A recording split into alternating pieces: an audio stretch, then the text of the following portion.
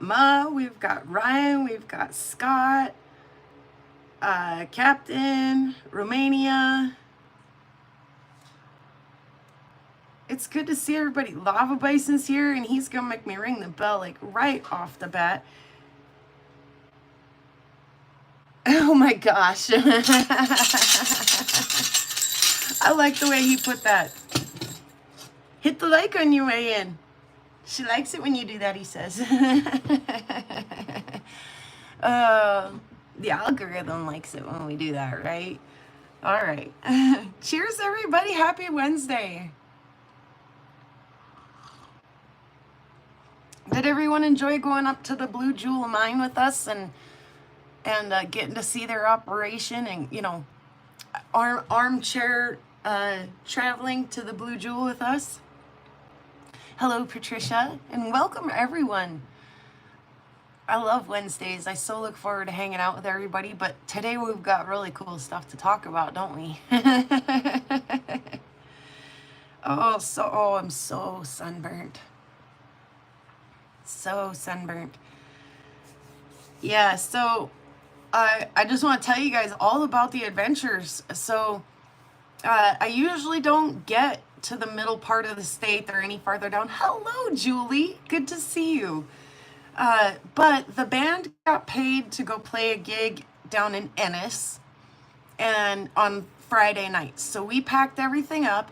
We drove to Ennis. We performed, and Ennis is kind of a toury little, it's like the gate of, glacier kind of thing. And so there's tons of people there. Oh my gosh, I talked to so many people that night. It was busy in there. So busy that for the first time ever, I almost couldn't hear the band. And we were loud. It was so loud in there. Yeah, thanks. Yeah, Patricia. Yeah, that was fun. And welcome. So we did that, and then we stayed in Ennis, or just outside of Ennis that night at a friend's house, and then loaded up the next morning and went to the private party on the, before we got to Ennis, when we got down to that part of the state, we knew that we were gonna get there with plenty of time, in fact, a little bit early. And because I played and stayed there on the Madison last year, I knew that the Madison River has a lot of quartz, really pretty quartz even, but not a lot of other good rocks. And so as we were heading down, I was like searching on Google Maps and stuff like, how far is the Yellowstone from here? And would we have time to like boogie over to the Yellowstone and then boogie back in time to make the show Friday night in Ennis? And I started searching like, river accesses and things like that on Google. And I found one on the Jefferson River, or Joseph found one on the Jefferson River, whichever way it goes. And we pulled in there before Ennis, before the show Friday night and rock hounded. So it's so hard to keep track of where we hunted, hounded, where we played, where we stayed at the end of this trip. It's nuts.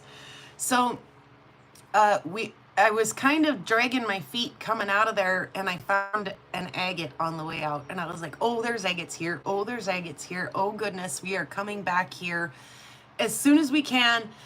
So we go to Ennis that night, play the show, stay the night at our friend's house, and then go to the private party on the Madison, set up our camp.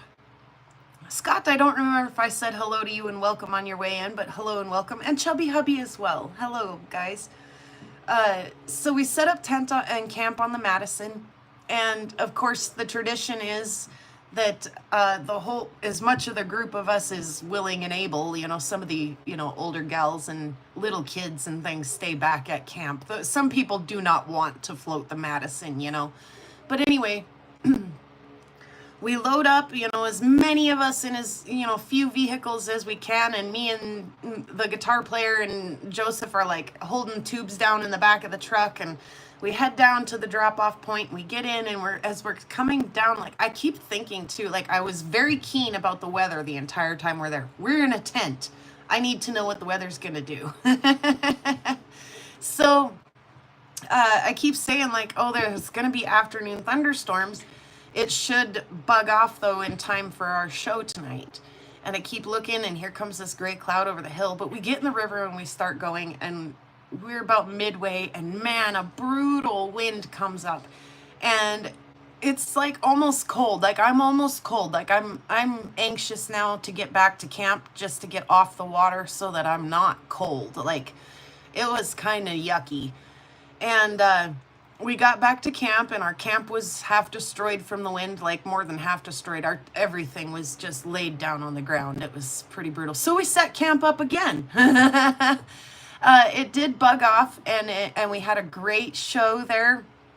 Lots of little kids dancing, and of course that's such a fun party. Like I say, we've done that in the past, and they treat us like family. I mean, a lot of them we've known since we were little kids, and we've grown up side by side with them, so they pretty much are family. But yeah, we met new people there who I've never met before there, and made new friends there. We spent the night there, and then the next day loaded up and went straight back to the fishing access on the Jefferson River where we'd found the agates the day before. And we spent as much time as humanly possible out there that afternoon collecting agates and rocks, and we have quite an impressive haul.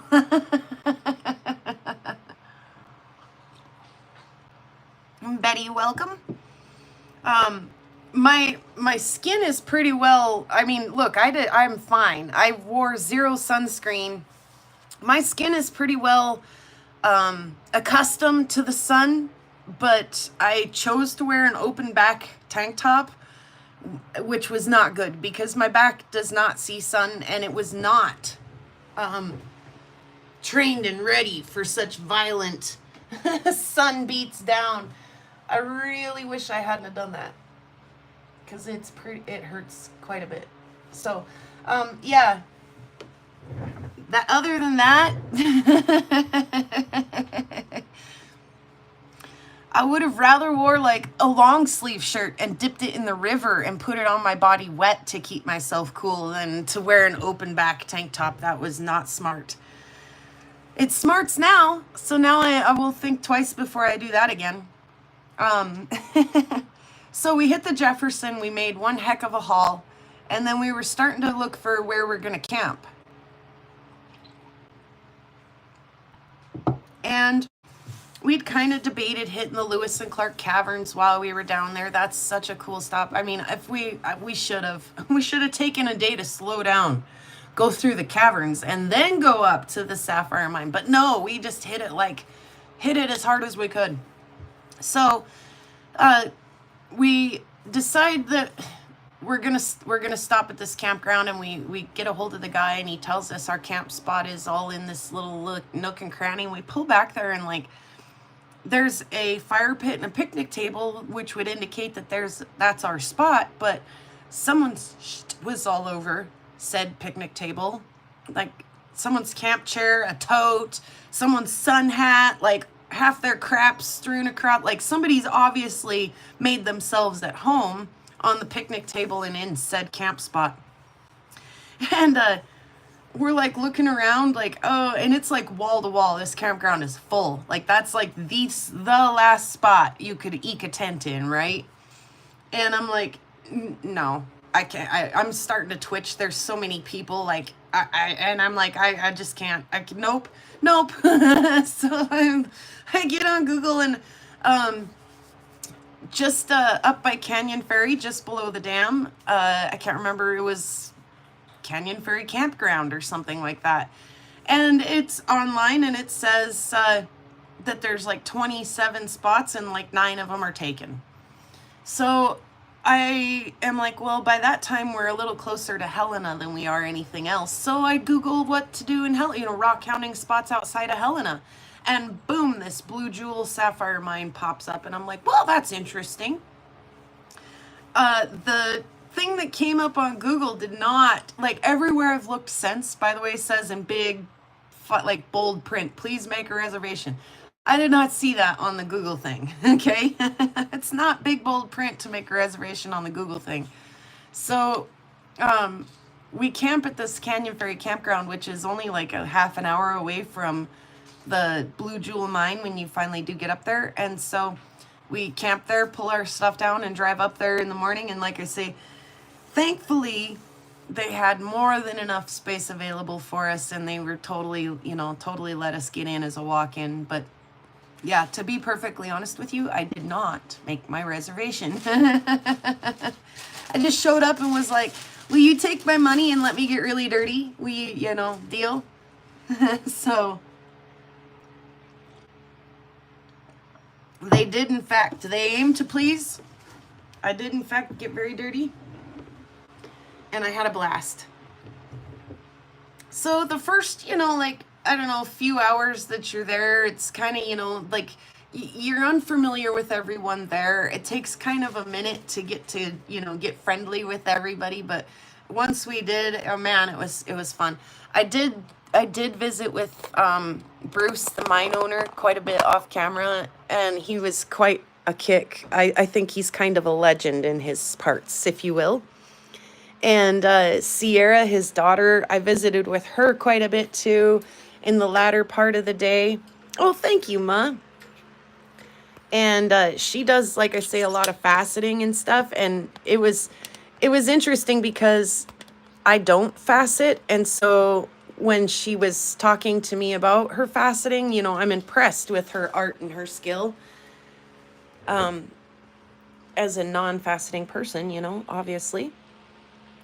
But she said she just got a cabbing machine, and that, like, oh man, she's got mad respect for everybody who cabs, because it's not like faceting where everything is, there's a thing to stop you from going beyond 45 degrees here or whatever, so go camp. Oh yeah, and then I was in Karen's live when we were camped below the dam. And let me turn you guys around really quick. I just got you lined up, but let me turn you around so you can see my face. So I'm chatting along in Karen's live, and I'm watching her do her, was it an unbox? It was an unboxing, I'm pretty sure.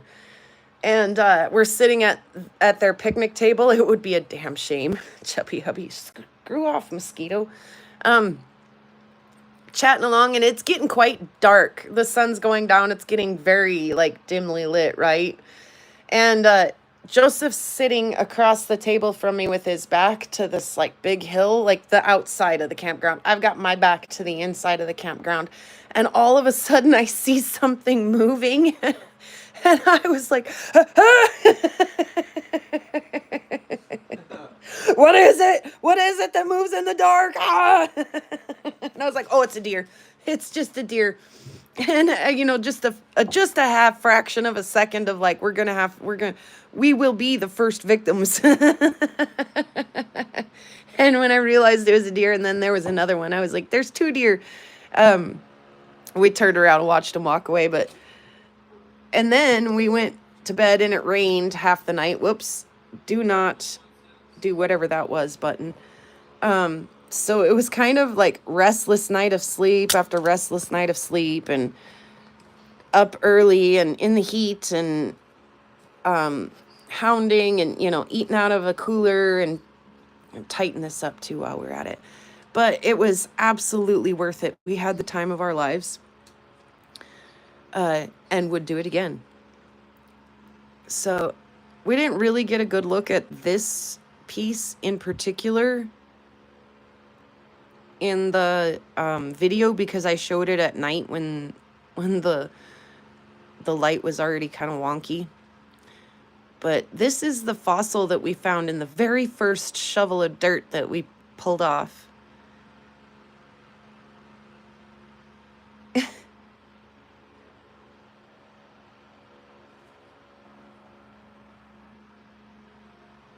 It's been pretty rough. I swear, machine, that we have not had 1 week this entire summer that I have not done a load of laundry that does not contain both hoodies and tank tops. We get just a couple days of hot, nasty, brutal hot weather, and then followed by a couple days of almost cold. Shoo, fly.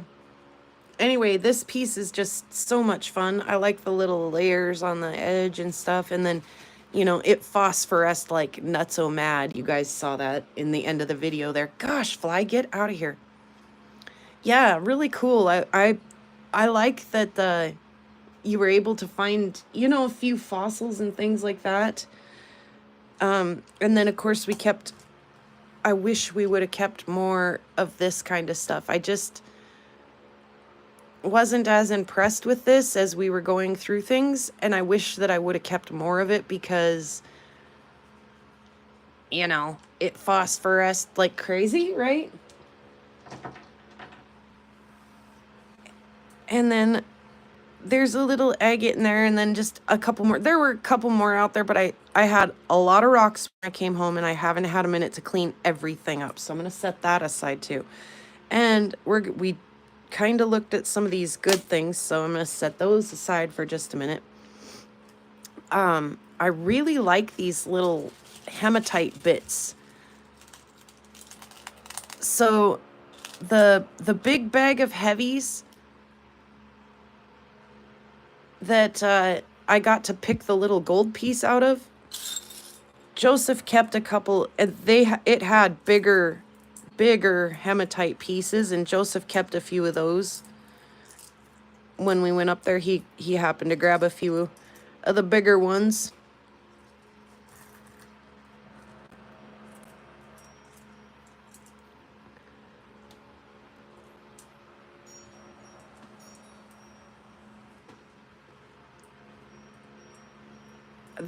They're so weird. I like them. Ooh, that was noisier than I thought it would be. And then if you heard me in the video, I said I liked the green ones. So, okay, it's crap. I wasn't gonna falter when it came to the name. The stuff that's in unikite. What's the green mineral that's in unikite?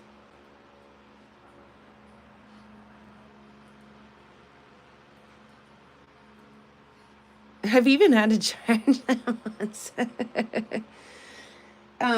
Anyway, epidote, that might be what this is.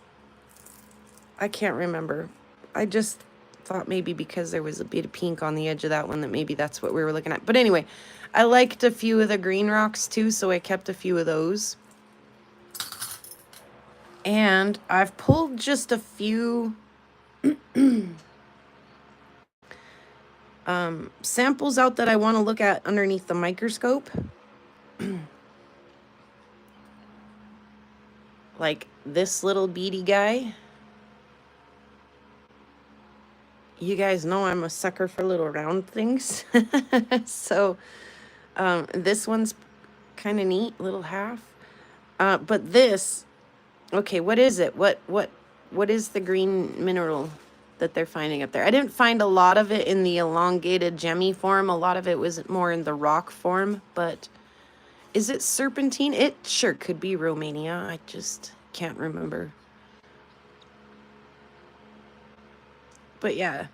And then the big one that was super fossily that I pulled out when I pulled the gold guy out was this one. The you know, the little button fossils.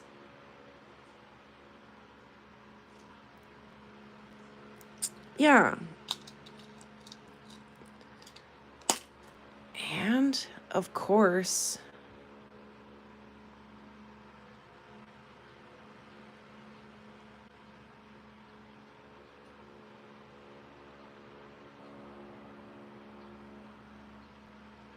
I can't believe I found that.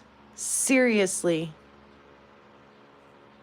Get fly. Gosh, you're driving me nuts.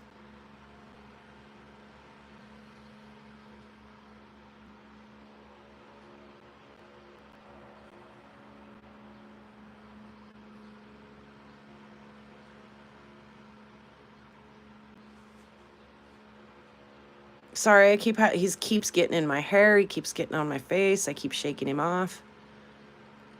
A gold tooth.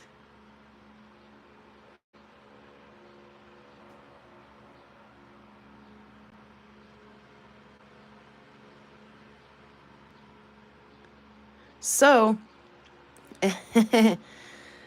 if you can imagine, the whole bag is is literally a mix of the green rocks and the hematite heavies. Those were kind of the bigger, but bigger than these. You know, this is stuff that we panned out of our buckets. But so the whole, I think they called them Hemis bag or Heavies bag. I couldn't even tell exactly what they're calling it. Look at that one. That looks like a little brain.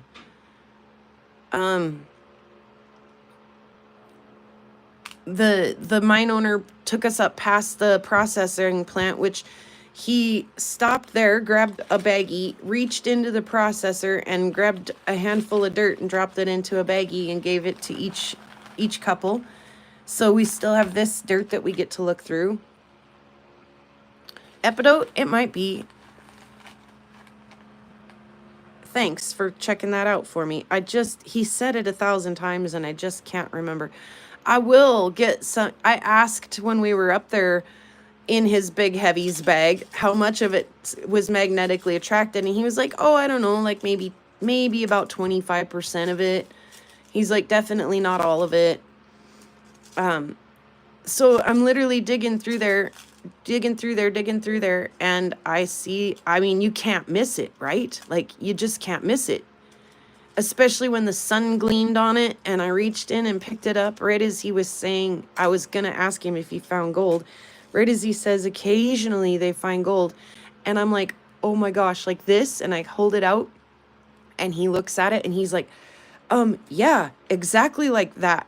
And I'm like, I get to keep it, right? You said I get to keep it, right? You said anything I find in the bag, I get to keep, right? So yeah, he'd literally just squatted us down to these big bags and asked, you know, told us, you guys can keep anything in there that you like. Go ahead and pick a few of those out.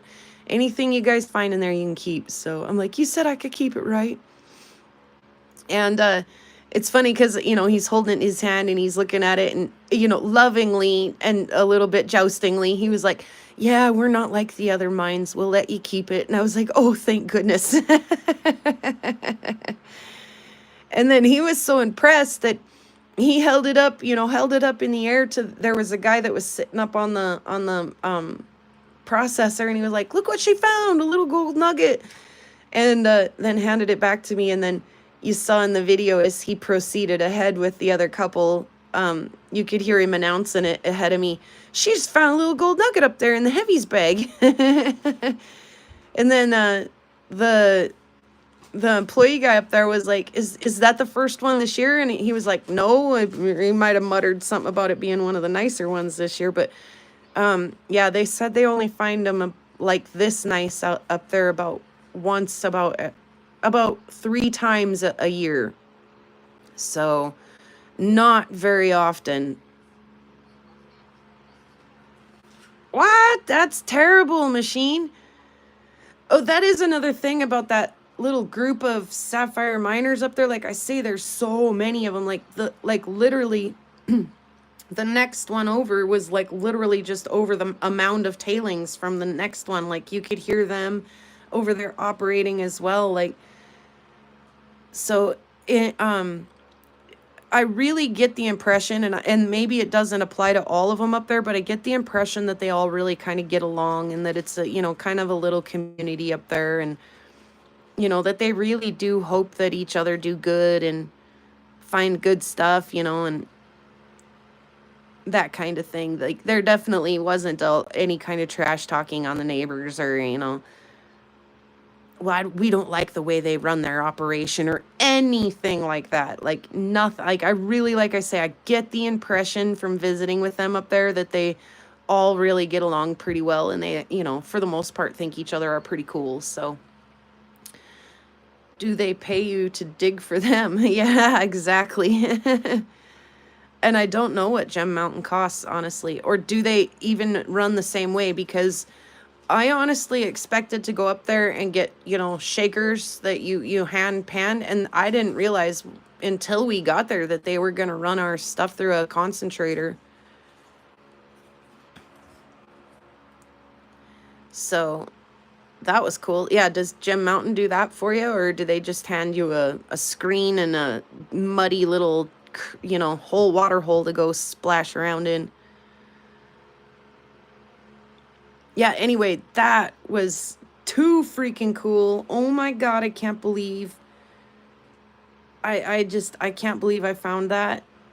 And how many people do you suppose, like, I know that he had taken a another couple, if not another pair of couples up there before us that day. And, you know, how many that week, or that, you know, how many people do you suppose have rifled around in that heavies, you know, digging in there, picking out a couple pieces that they liked that, you know, shoveled right past that. It's like it waited for me to find it, you guys. It wanted me to find it so I could show you guys how cool it was. So, both of the next things that I want to do with you guys are going to take just a second to set up, but I want you guys to go ahead and give me your input. Would you like to look at a couple of these things under the microscope first, or would you like to see what's in the bag first? See if we can find things together first.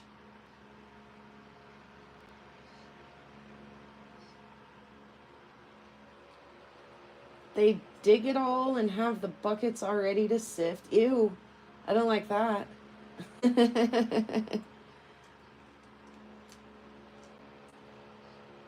Yes, says Captain. That's very helpful. And Bear says yes, and Chubby Hubby says, you guys are so helpful.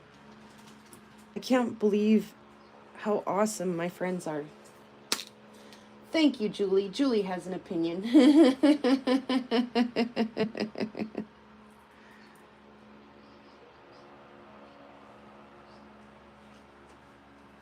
Yeah. Gosh dang this fly. Whoa. Hey, son, do you see my electric smacker anywhere? Don't get another spider.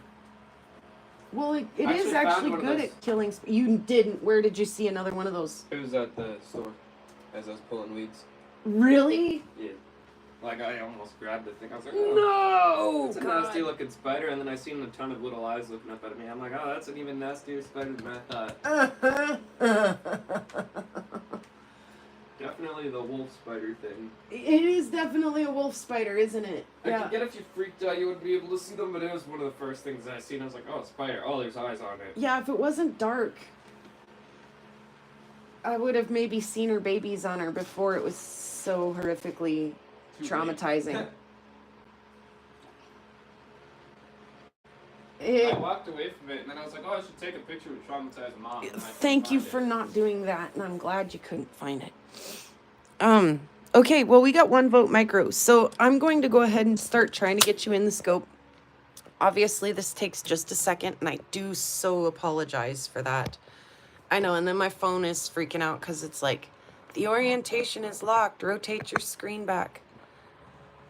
I know. I promise I'm not trying to go. I promise I'm not trying to go the other direction, YouTube. I like the horizontal mode. I don't want to be vertical, I promise. Hey there, Will. We're trying to get ourselves into the microscope here. Let's see if we can find the hole.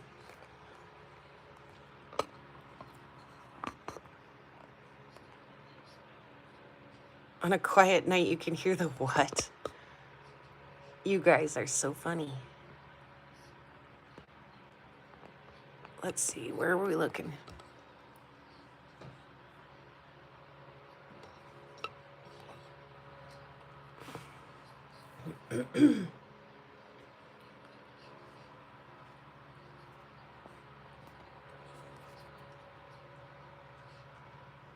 That's too far that way. That's too far that. Sorry, you guys.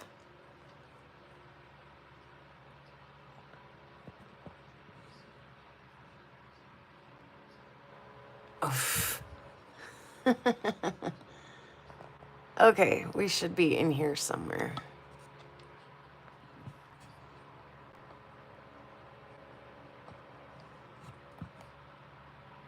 Oh my gosh.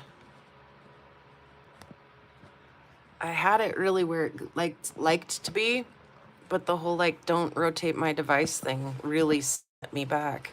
Really threw me off. Like, don't tell me what to do, YouTube.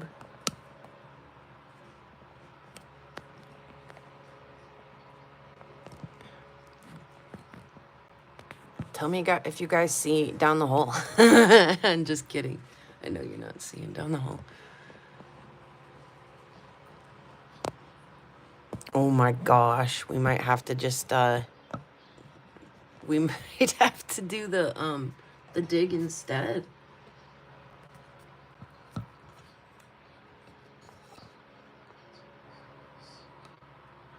Where is it looking?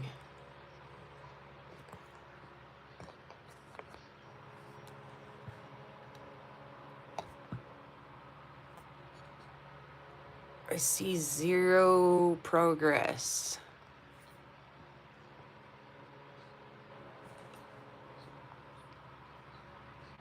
Zero progress. That's too high. Where is it? Oh my God, I'm sorry, you guys.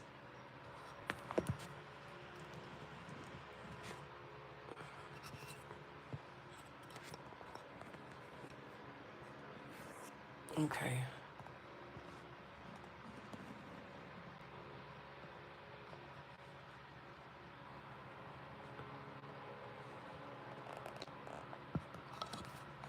Are you happy about that, Will?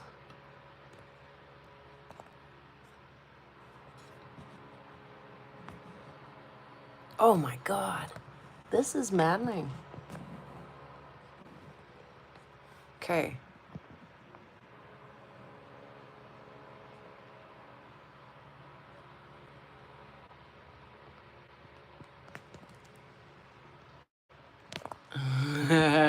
Ryan.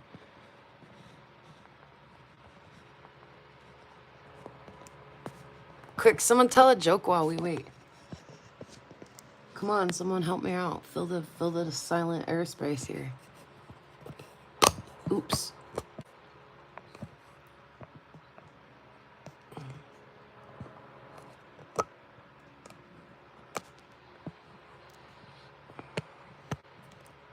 Oh my gosh, is that progress? No, where's it freaking looking?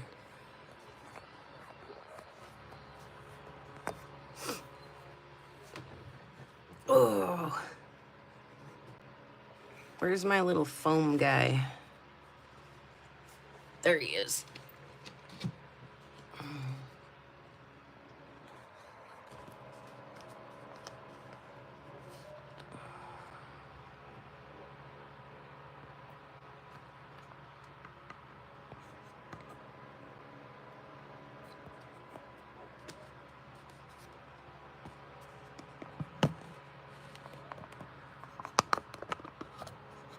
Who's telling a joke? Somebody?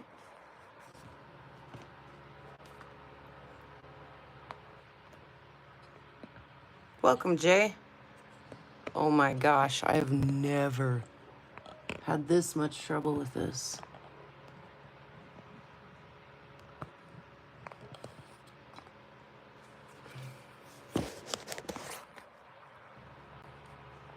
Jeez. Okay. Abandoned plan. I cannot. That's insane. Why won't you look in the hole, camera? Am I too zoomed? Okay, really that might have been the freaking issue. I apologize, you guys. Let's try it one more time real quick. Seriously? It's not my first day. I got gold fever, you guys. I can't help make some silly decisions in the next couple of days. And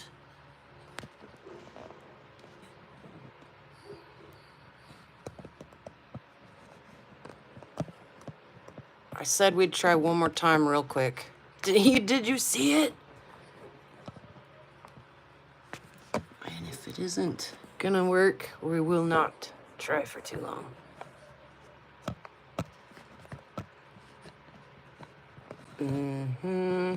We see down the side of the scope. There. Wait. No, yes, no. Ah! The cap cover thing came flying in. That's not it though, guys. Where in the hell is that even? What is purple? Nothing's purple.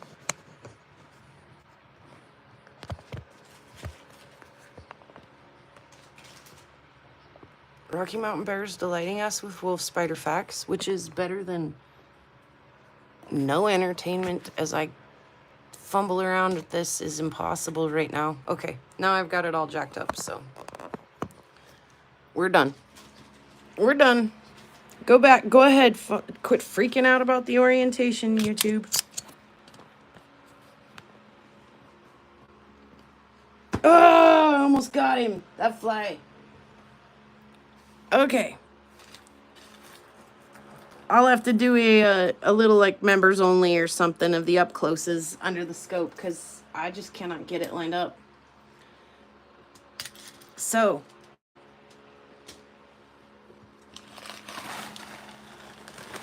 It'll absolutely, Ryan.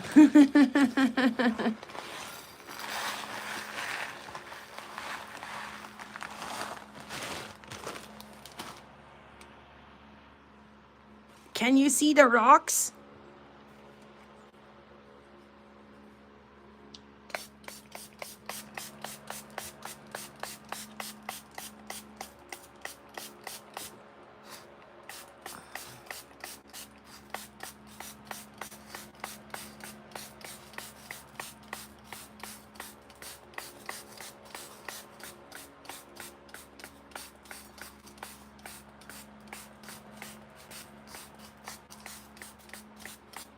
Ooh, I see one.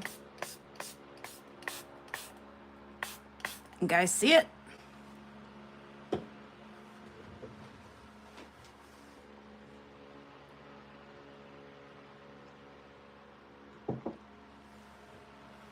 Let me grab a container.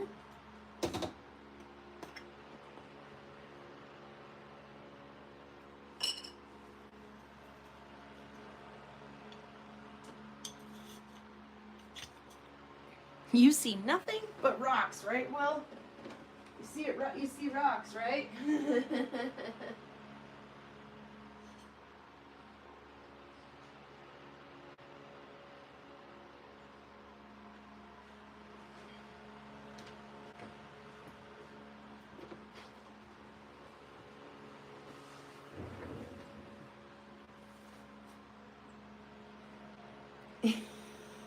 Squirrel. Okay, let's see. The sun just went away. It's a good thing I saw it before the sun went away, or I might not have seen it at all.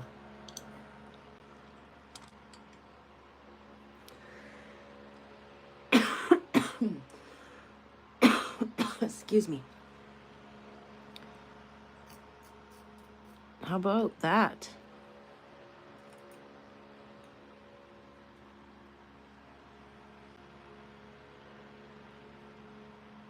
This is way better than fighting the microscope. I'm sorry, Jules. Sorry, Julie. We had to abandon the microscope plan. Sometimes lives work out like that.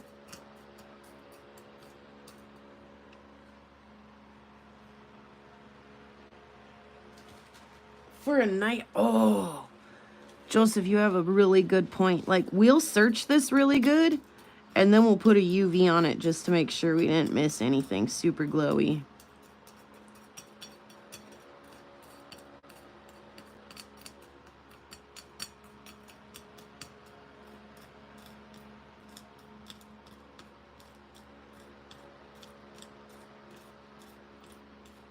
You guys stop me if you guys if you see anything good, stop me.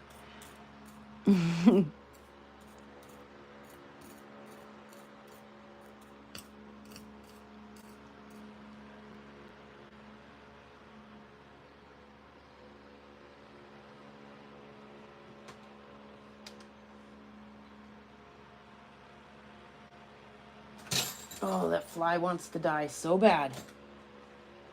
Awesome. Welcome, Jenny. Glad you could join us.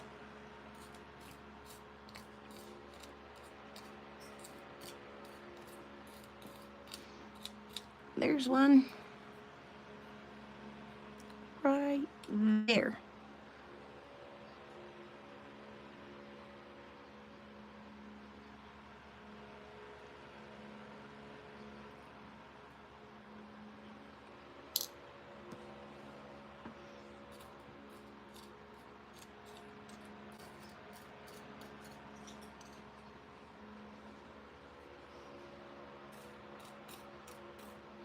Should keep looking at the camera, wondering if I can get you guys any closer without getting you blurry.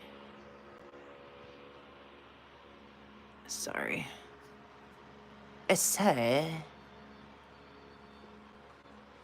That kind of looks like kind of where it needs to be.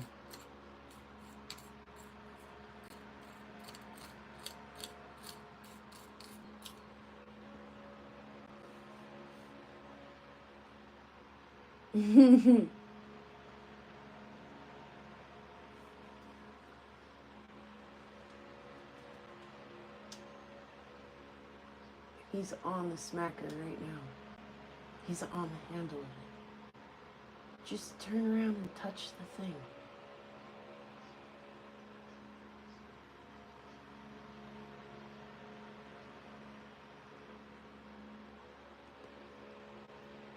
Go ahead, touch it. Go ahead, touch it. It's waiting for you.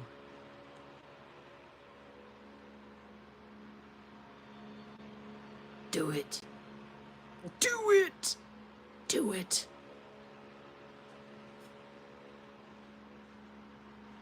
Oh, come on.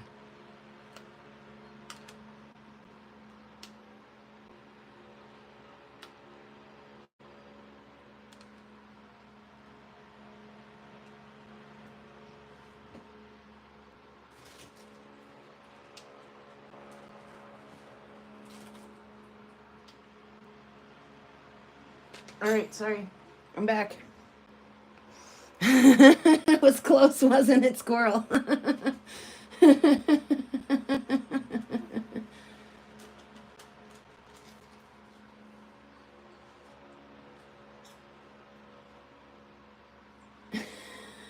I did too, Ma.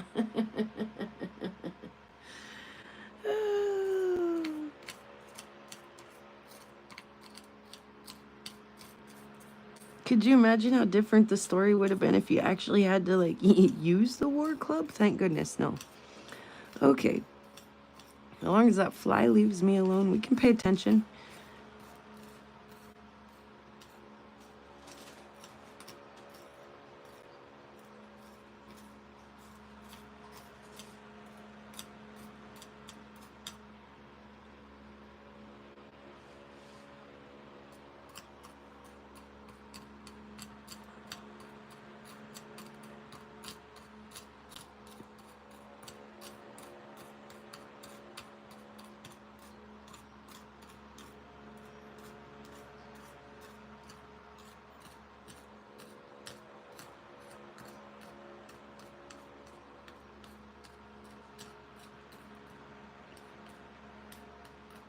Is that a quartz?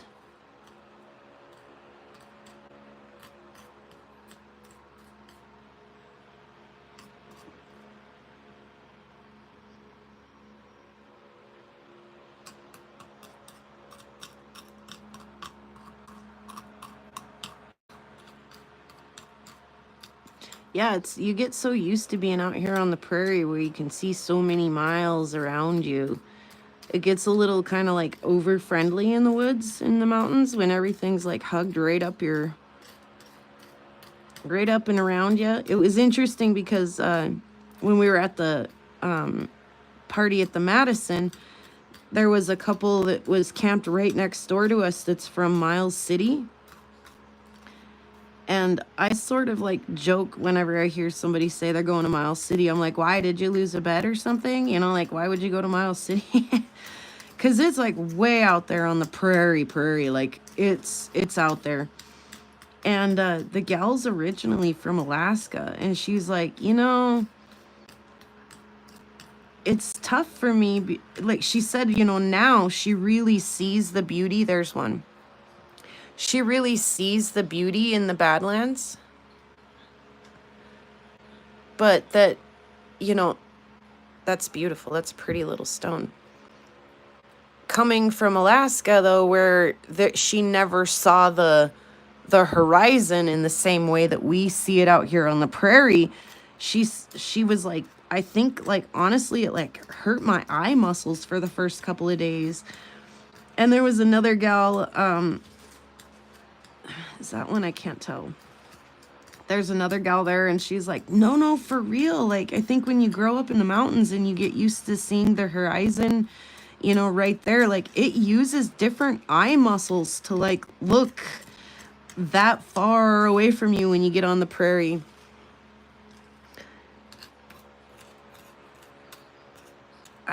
I mean, those are things that never cross my mind because I've been here for so long, and, you know, I'm used to that wide open. But it was an interesting conversation, I thought. I was like, well, listen, you know, I never thought about it. Okay, what do you think, guys? Did I get them? Get everything that looks like a sapphire out of there?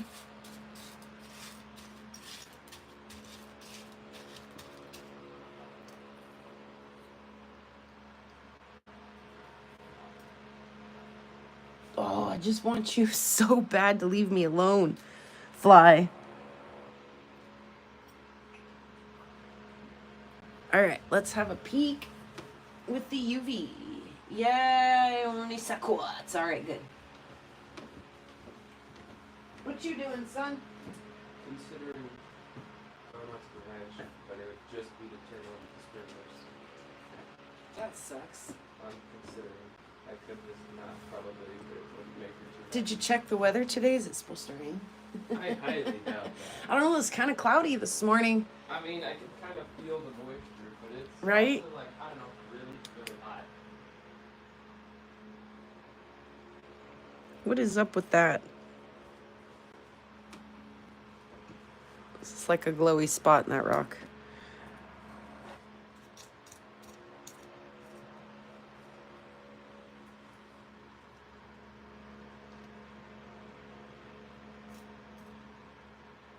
I'm wearing the one and only appreciate. You are, I noticed. Did you put the rest of your laundry away? No, not yet. All right.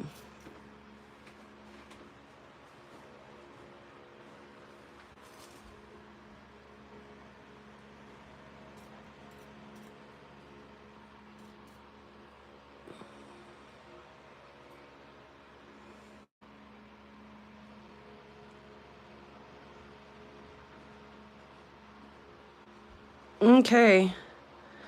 Well, I don't see anything jumping out at me glowing red, but neither are the couple of them that we did find either, so.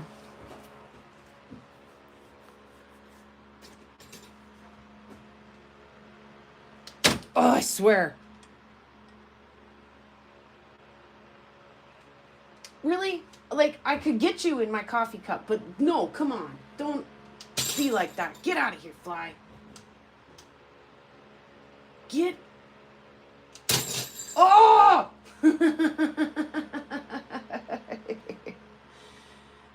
He keeps landing on the bells. He keeps landing on my coffee. He keeps landing on me.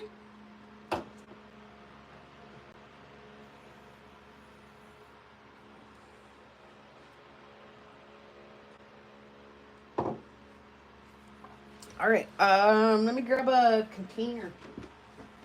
Somewhere to put that, and we'll do another round.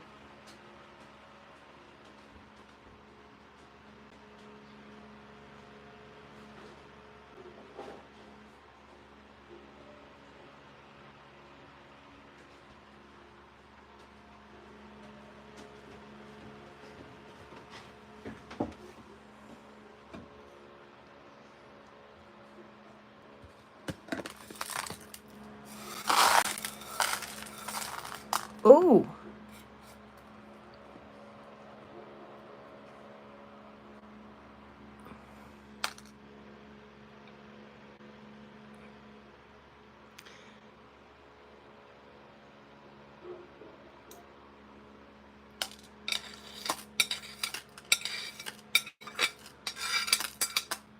Only quartz, huh, Ryan? Just kidding. I'm not sure what I'm going to do with it later, Ryan, but I definitely am not ready to pitch it until I've at least looked through it twice. At least twice. And out in the natural light would probably be a really good idea, but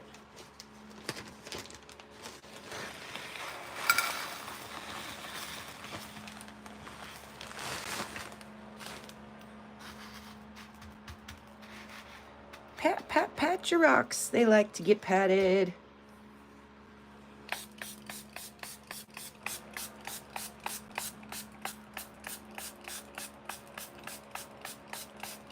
All right, guys. How many's in this little pile?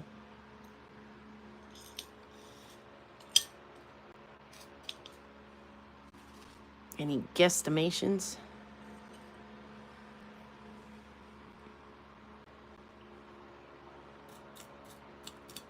Will we find a big one?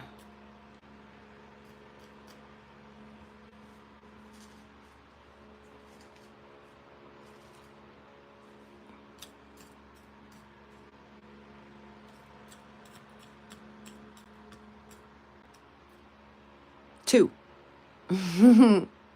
3.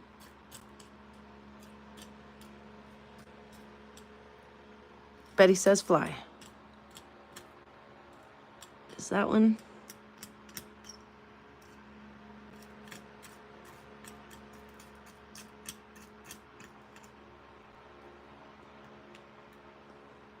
One. Little tiny one. That looked kind of pyrite-y to me, or hematite-y to me in a kind of a spectacular fashion for about half a second there. That's a pretty one. I like some of the square, like really square little hematite pieces, and the really like round brain looking ones.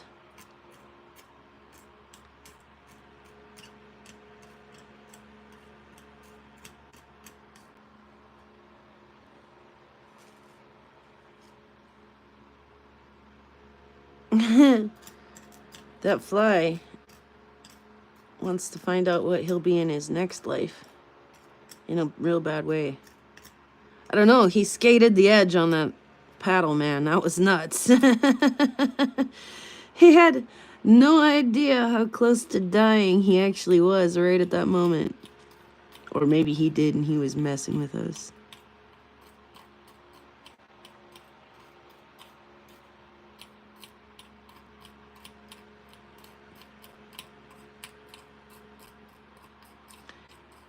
Yeah, so what a trip that was. That was, yeah, that was fun. I'm beaten, I'm battered, I'm half mind numbed, but oh man, am I a happy camper. How many is that? 3? Do you count the tiny one? You don't, do you? He doesn't count.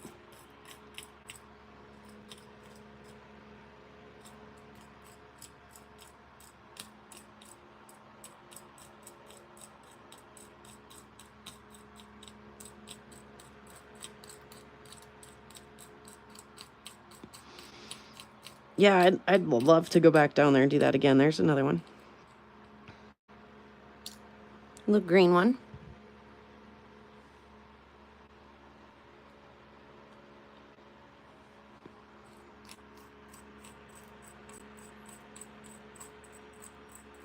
Anybody get the magic number? Did anybody say 4 or more? I like that little round one.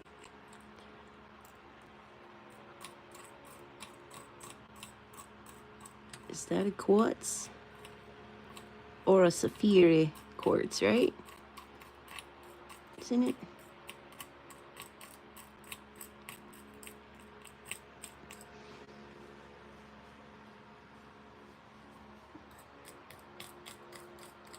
Doing an okay job keeping it in focus and view for you guys, I hope. I really hope. You'd holler at me if it wasn't, right? Or not holler at me, but, you know, capital text or something in case I wasn't getting it. Hey, we can't see.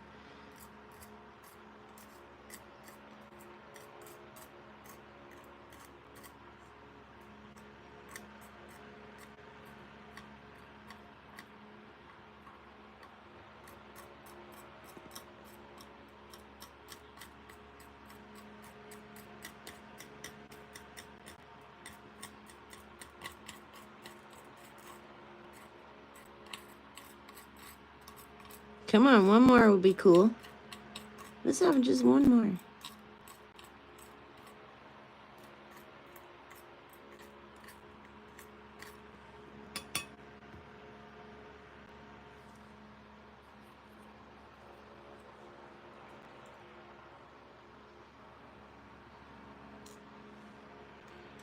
Oh, is that one?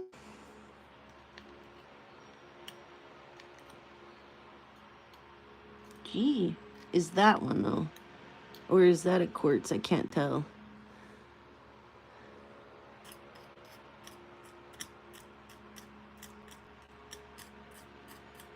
I can't super tell.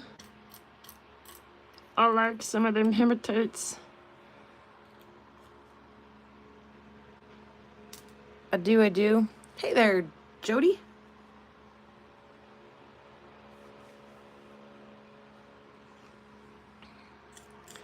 Yeah, we went to the Blue Jewel Sapphire mine. I want you guys to try to say that 5 times real fast, by the way. It's not easy to say 5 times real fast.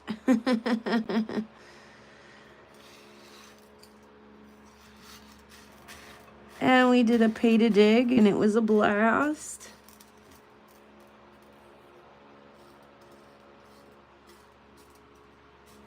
Yeah, could you imagine that being your job, you guys?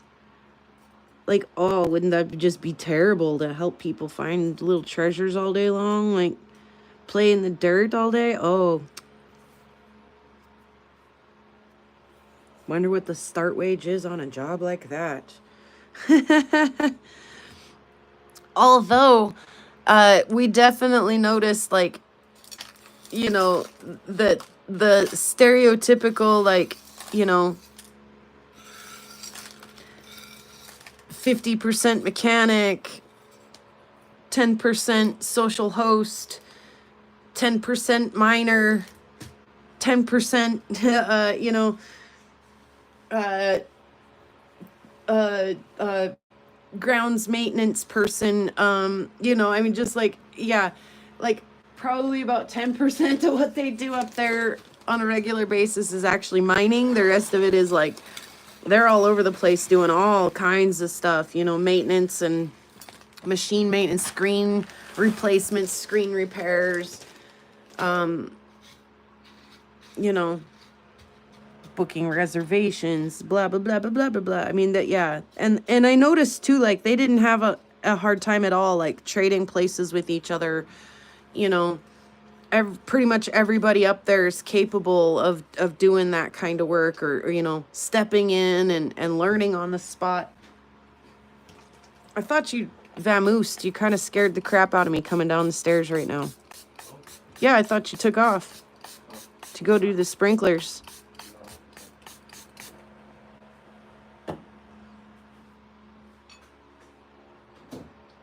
Is that... I can't tell. It might be.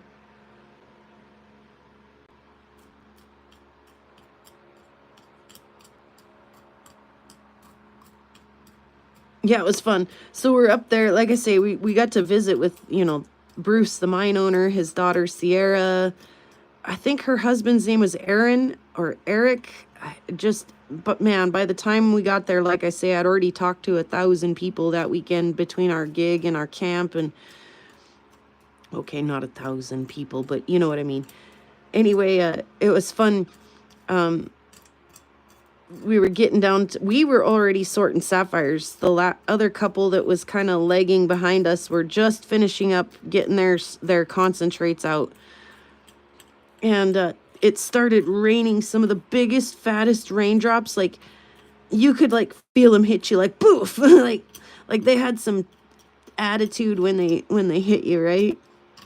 And pretty much everybody got underneath of that, like, little, you know, building thing that's there. That's pretty. Is it? No, it's a piece of freaking junk. It looked like pink sapphire, but it was not. Anyway, the you know, everybody came in, all the mine guys, you know, everybody, the last remaining customers. Everybody are huddled up underneath this thing. And Joseph and I are sitting out in the rain, just like smack, smack, the raindrops are hitting us. I went and put my coat on. I mean, like, before the rain even came in, it kind of got chilly.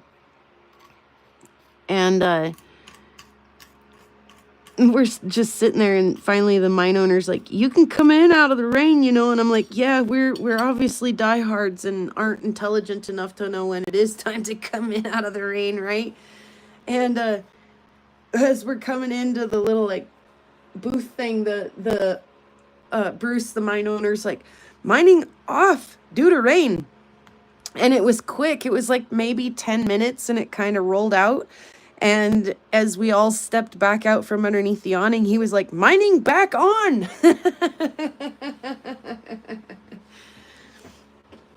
Oh, it was just, yeah, there were little highlights up there that whole time, little funny little things like that that were just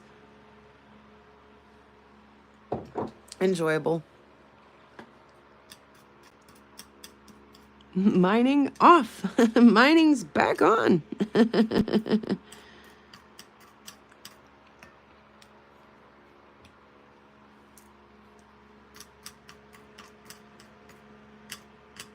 Are you quartz? Are you quartz? I can't tell. I don't like you anyway, even if you are a sapphire. What are you? That one might also be quartz. You guys have got a little closer look at the gem cup. It's sitting on the other side of the plate. You guys have got a little closer look at it than I do.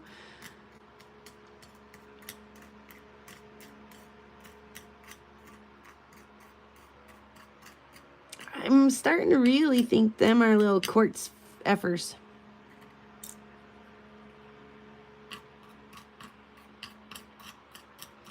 Again, indoor light, not the best way to do this, you know.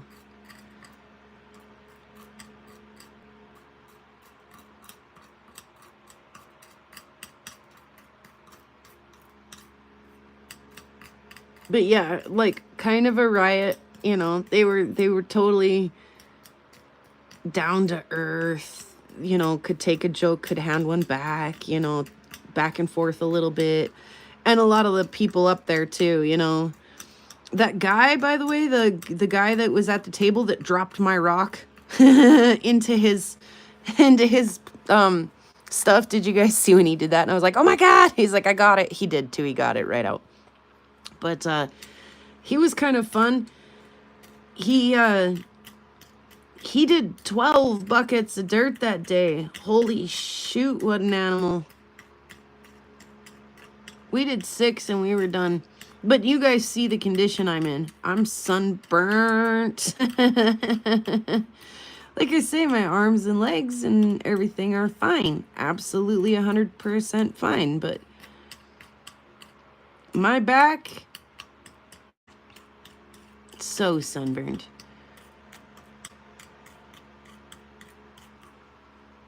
Well, that one was like weak sauce compared to the last one.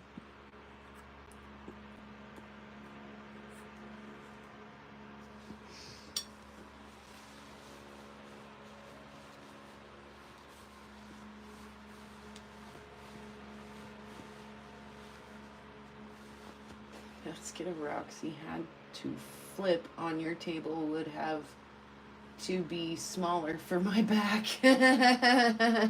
Well, in that hill, I'm not gonna kid you guys, that hill where you're digging the dirt out of, it does not look as steep on camera as it actually is in real life. Like, it's like you gotta like kind of get a little pep in your step and get kind of a running start at it, because it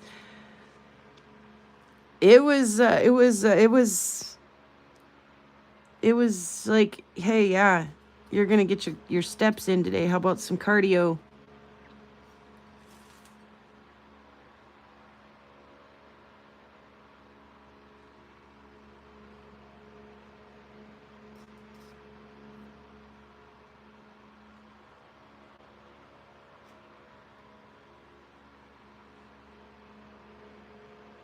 Okay, I'm having a look with my eye. I tried to kind of show the camera there real quick, but You know, I don't see anything. Doing anything exciting. Did we find any in here yet? No.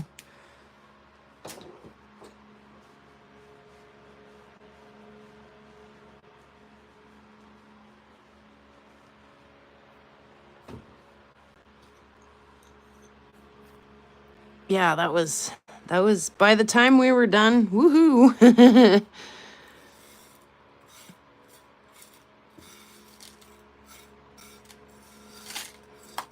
Honestly, by the time we got into camp down below Canyon Ferry, like I had seen enough sun and set up and hauled our gear around enough times and had enough kind of like not really great nights of sleep and like eating out of the cooler and all of that stuff that like I honestly was like, I am not feeling super awesome.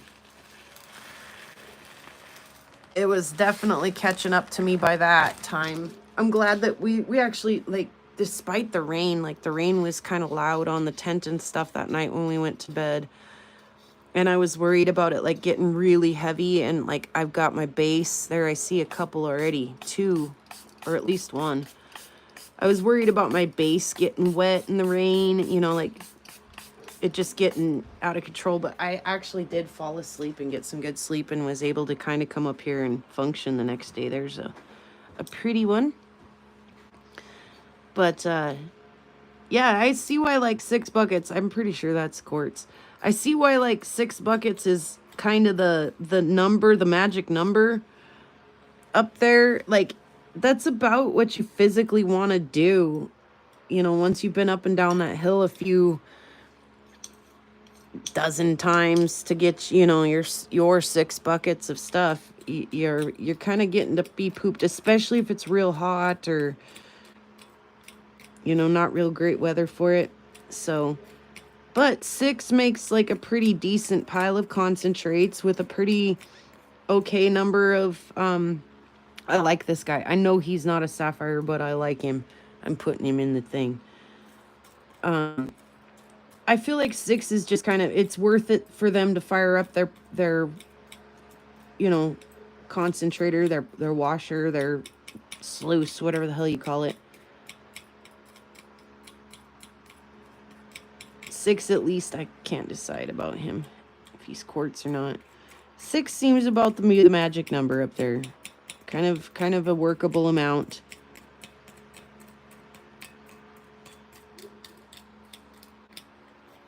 What are you? And you? You know, quartz again. Looking for that broken glass. There it is.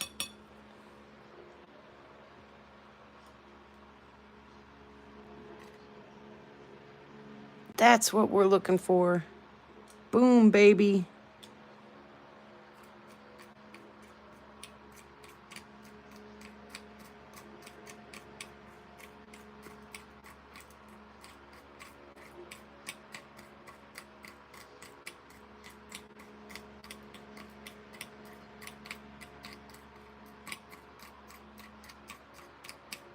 All right, come on now. We want a big, like 5 carat.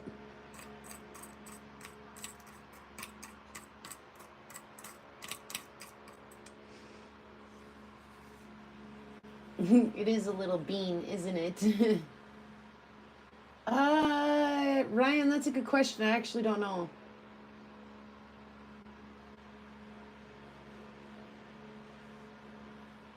For half the year.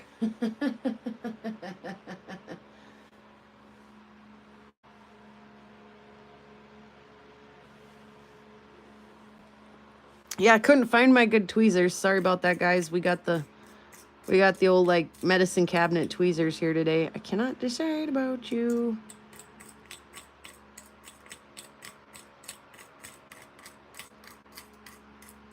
I do have a little pair like gem tweezers. I liked the tweezers they had up there. They had a really long handle on them, and I do like to turn the tweezer over and use the handle to, you know, like move the rocks around a little bit. So I did like their tweezers. I might have to get me a pair like that. Next time I go up there, I'll have my own tweezers. Be like, that's okay, I brought mine. Ooh, I like that one too. Little bean.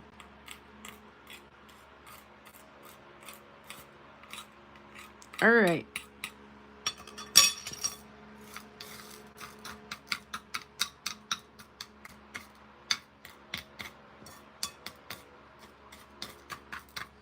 Get them all spread out.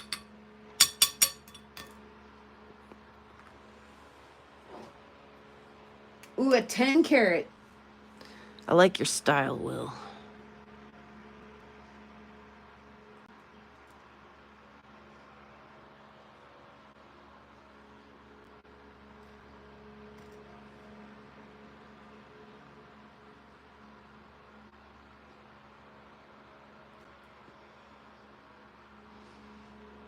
Still none of our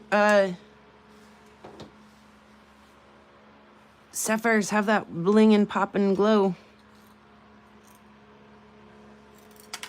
Hold it up in the light. That's an excellent plan. What are you? Oh, quartz. Quartz for sure. All right, I think that's the last little pile coming onto the plate here.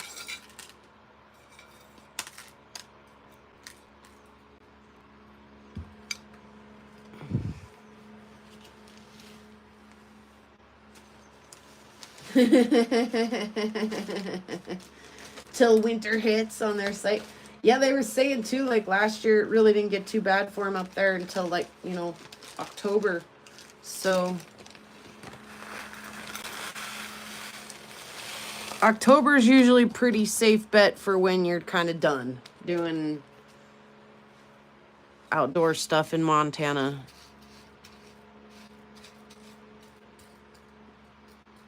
Yep, my buddy Steven Amera, the finder of Barnstable, he wants to come up here. That, what is that little hematite guy? He kind of just was shiny.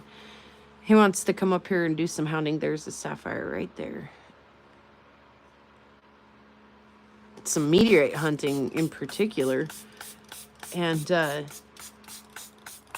he was looking at the price of flights and stuff, and he was like, so when does weather kind of get bad? You know, when are you done kind of, when's your season end? I was like, Halloween. Like, Halloween night is when you're sure there's 2, there's 3. Halloween night is when you're sure that the nice weather is over. Like, it's almost guaranteed to suck for the little kiddies on Halloween. And he laughed and he was like, that would explain the dramatic decrease in price in plane tickets to Montana starting November 1st. I was like, yeah, pretty much.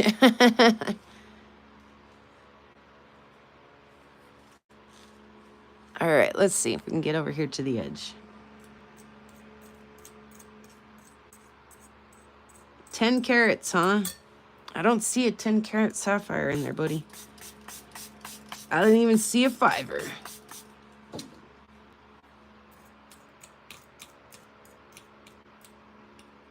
That one might glow. Can't decide about those.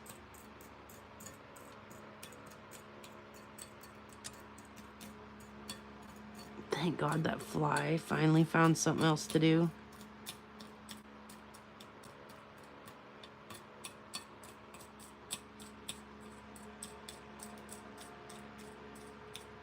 I'm sure it was slightly mildly entertaining because he wasn't really bothering you guys, but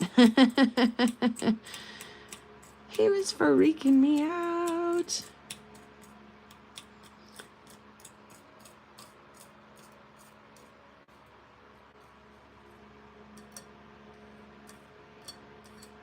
that just quartz? Is that just quartz? I'm not super sure. Hello.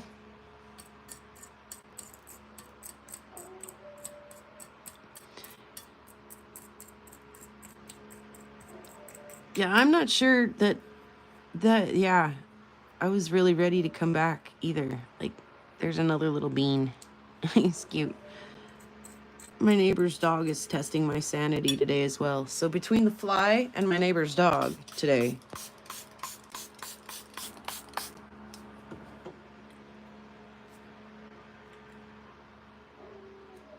I just found another one way over there. So I got the fan going. You guys probably can hear it, and hopefully it's not too bothersome, but it sure beats having to listen to my neighbor's dog all day today.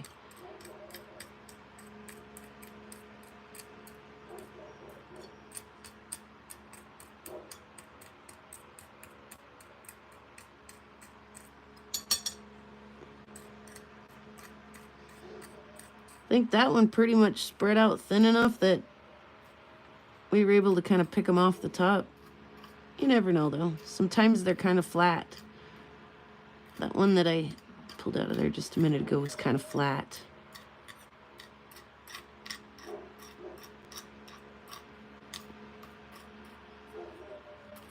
And sometimes I have words with my neighbor's dog, and sometimes he listens to me, and sometimes he doesn't. Sometimes I go out there and tell him, hey, man, no one wants to hear you do that all day and all night.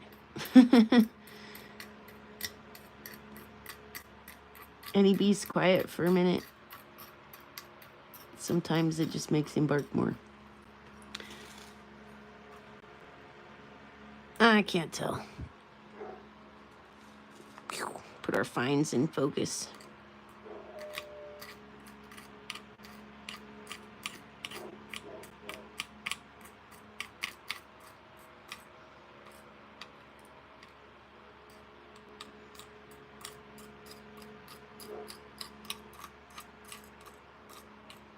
Ah, the fly is back. I was just saying how nice it was that he was gone.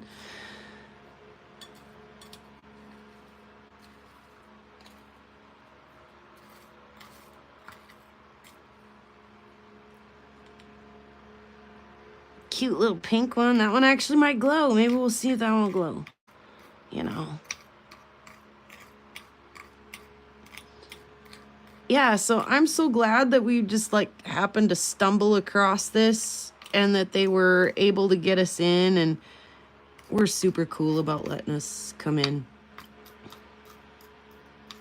and film them and everything. Like, they did not expect that day, and here I was. They did not expect me to find gold in their heavies bag, but here I was.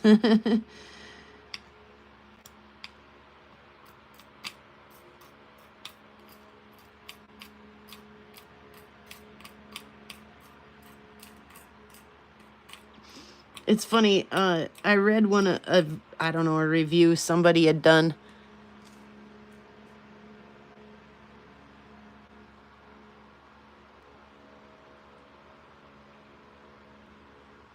So, I read an online review or something, and they said, this was after we had been up there. I was, just checking their stuff out after we'd been up there. But anyway, somebody says, you just kind of wander in, like the start time is just kind of a suggestion time. And they said in their review that they'd stayed at the same campground we did down at the Canyon Ferry campground, and that, they were able to get up there at whatever time, and that, just, you should know that there may be people who are like at various stages of their rock cleanup when you show up, and that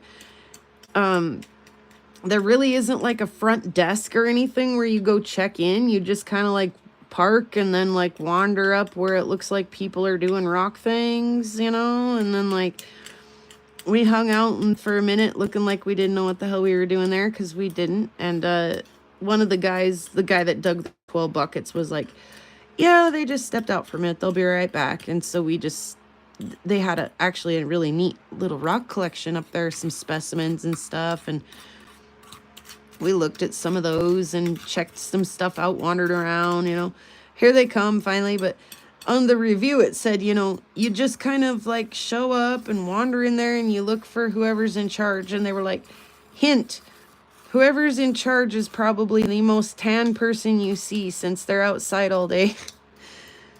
I don't know, man. There were a few of us up there that day that were pretty tan.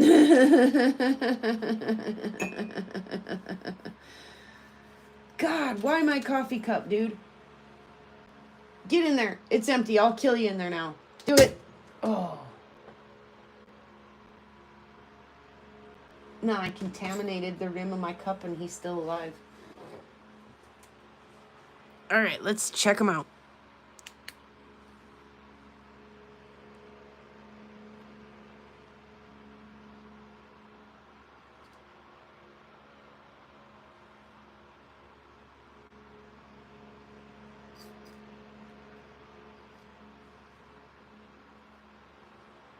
Not a one. Can you believe that? Not one glowy one. Nothing in my pile suggesting it wants to glow either. Well, that's crazy. Especially compared to what we took out with the, you know.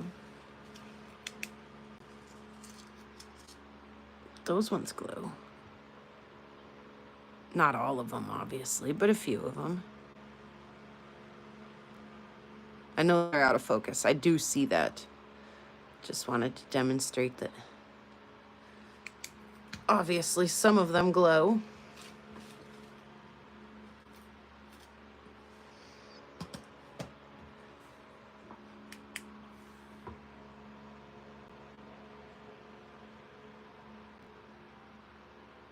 Not one glower. That's crazy. So, like, the biggest one we found out of there is, that's quite small, really, compared to some of the rest of them. I mean, what do you suppose they weigh? Like, the bigger ones there, it might be a little over a carat. Same with that one. They look to be about the size of some of the smaller ones I was weighing out for you guys yesterday. Did I weigh that one yesterday? I don't remember. I must have. That's the one that weighed 5 grams, so that son of a gun's huge. I don't know if I put that one on the scale for you guys yesterday. Like I say, I kind of like this one with this, like, pink color. Kind of pretty. There's another, like, kind of pink one.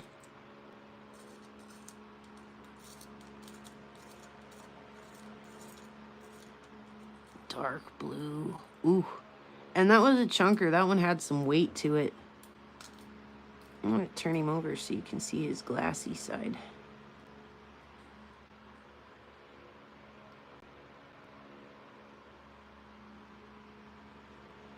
That is a darn pretty stone. Gosh. Seriously.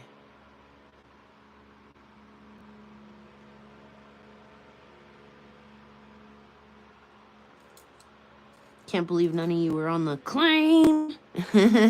Claim that. The claim train. Yeah, very clear and fracture free. That's a beautiful little stone. I agree.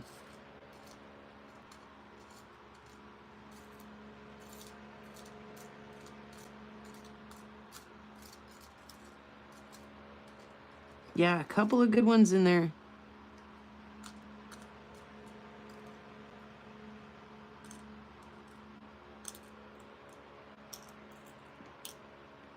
Those got to go back in there for now, though. They haven't been through the shaker.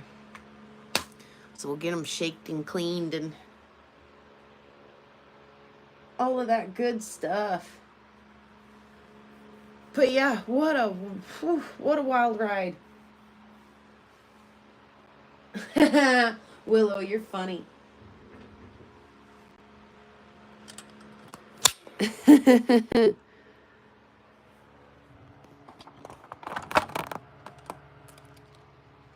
That's hilarious. Oh, you know. Do I, Ryan? Do I? I think I know people with faceting machines. Like, maybe I could talk a few friends into, like, you know, helping a girl out. All right. Yeah, it's super sad that I couldn't get us into the microscope because some of those little buttons and things would be fun to look at. But I'll look at them with my eyeballs because I don't have a problem getting my eyeballs in them holes. It's just getting the thing lined up. That was horrible tricky today. And usually, like, I've got it in a spot where it goes, but YouTube kept thinking I was trying to go vertical mode, and it was like graying out my screen and right. Weld and Carrie, hey, good to see you. We're finishing up here, I think, for the most part, but good to see you. Yeah, it was fun. It was fun. Everybody's always got a little bit different way that they ended up there that day, you know, like the owner had started like in Montana City, Virginia City, one of those little mining towns, and was doing like a completely different thing, and then he ultimately wound up out there doing that thing, and then, you know, his daughter, and she's got two older sisters who weren't quite as into it as she was, and so it was interesting, like I say, to get to visit with everybody and like how'd they get there, you know, like again, I can't remember if it was Aaron was his name. He married the owner's daughter, you know, that's how he got into it, that's how he got there, you know, and I don't, it's fun. It was fun to visit with everybody. Another thing is like when he took us up and gave us a little mine tour up there, walked us around and told us everything. And I didn't record that, and I kind of gave it a little like recap on the back coming out of there and stuff. Like, go up there and get your own, you know, go up there and ask your own questions and see what you find and get your own, you know. I didn't totally spoiler it for all of you. You gotta go check it out and see what you can find. So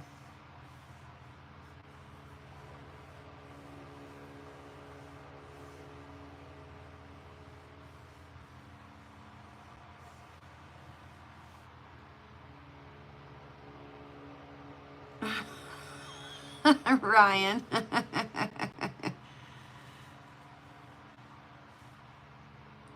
Yeah, same here, Lava. Every time I see a faceting machine, I tell myself I do not need a new hobby. Well, and for me personally, like, I would rather try the silversmithing side first if I'm gonna try another hobby.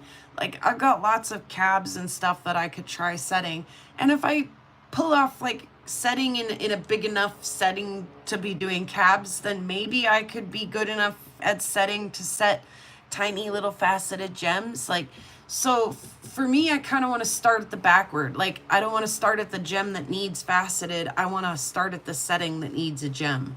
So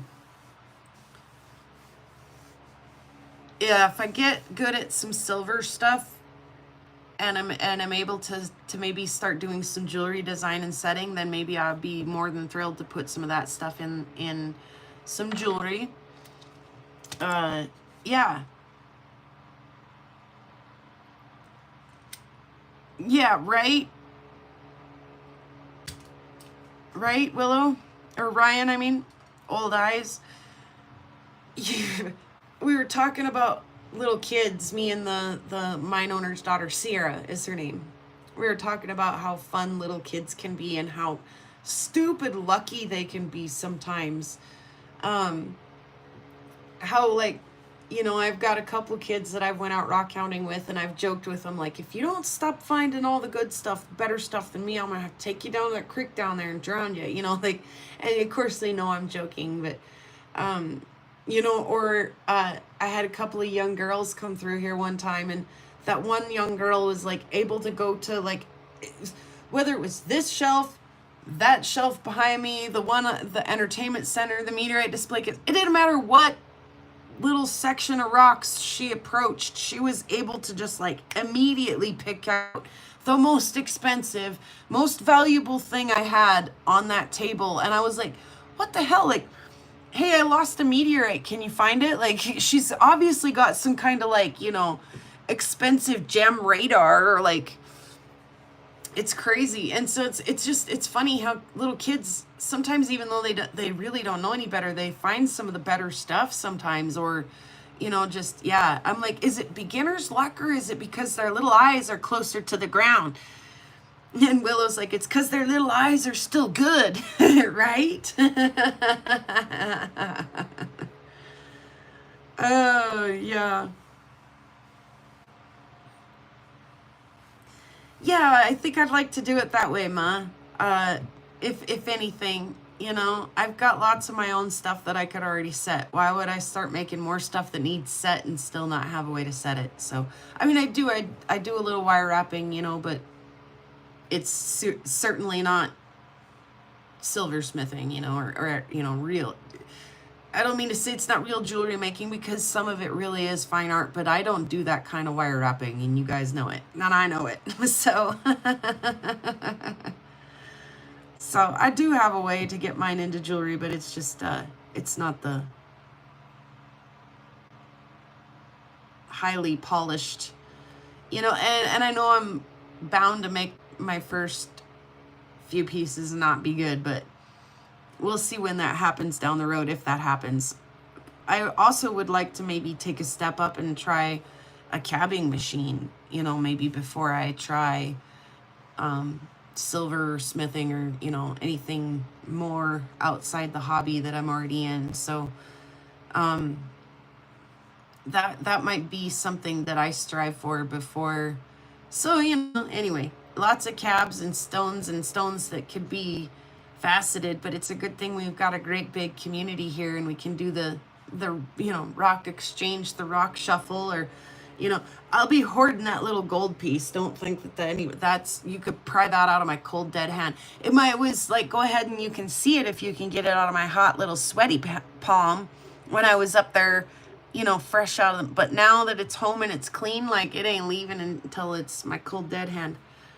Like maybe I'll leave it in my will. Please bury my nugget with me. I don't want to take much from this world, just my nugget. Just kidding. Welcome from Earth to Elegance. I think I've seen you around in the chat some, but yeah. Good to hear. Good to hear. You know, like I say, I was chatting with Sierra a little bit, and she was like, "So you do faceting work?" And I was like, No, I don't. I'm just but a simple cab maker." And she was like, "Oh, but you know, mad respect for cab makers. That is trickier than faceting." And you know, it's just tomato. You know, like one man's, you know. So, but I don't know. I don't know. I like making cabs. It is definitely tricky and it's definitely time consuming and, you know, all of those things. But, you know, I started with some sandpaper, you know, I started with some sandpaper and then got a little bench grinder and then a Dremel. And, you know, so I've stepped into, and then we got a tile saw and, you know, then we got an actual saw and a cabbing machine, a flat lap, I mean. And then we got the Sears machine, and then we got the big saw, and then it's like, so, you know, to keep progressing and moving forward and to keep having fun with all of this, I really might like to try a cabbing machine, like an actual cabbing machine, not just a big 3-wheeler. So,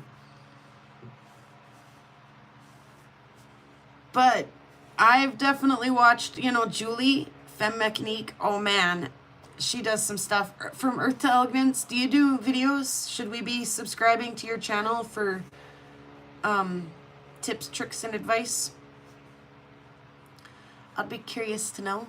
Because, yeah, I love watching it be done and just thinking ahead of, like, if and when I do try this, that's the kind of style I'd like to kind of try. Or, you know, oh, I like that prong idea or that technique for prong setting, or, you know, ooh, I like the open back style that this person chose, or, you know, so I do definitely watch the silversmithers and kind of think ahead, like if I was gonna do jewelry design, you know, what kind of stuff would I like to maybe try, you know?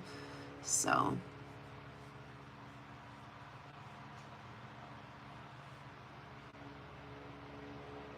have no fingerprints. Yeah, it's pretty much like that, isn't it? uh,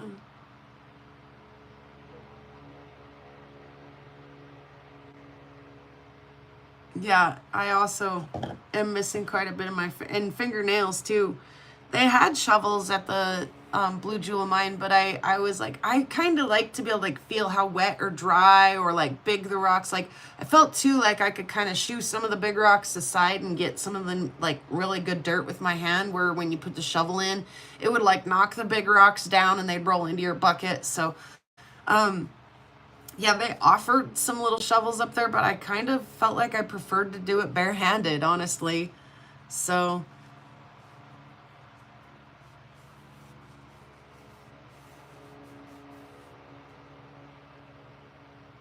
but yeah, and then by night two of playing music, when we set up to do the private show, my guitar player was like, my fingers hurt, and I was like, mine do too. But too bad. Too bad we get to set up and do it again. So lots of fun though. Way lots of fun. Too much fun.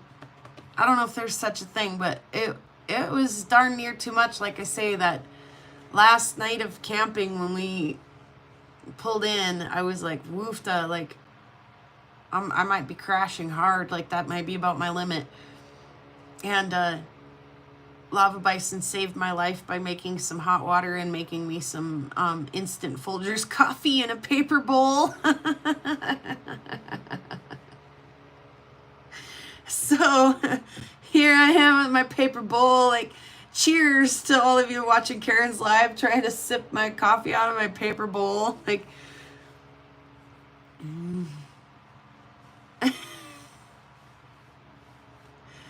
yeah.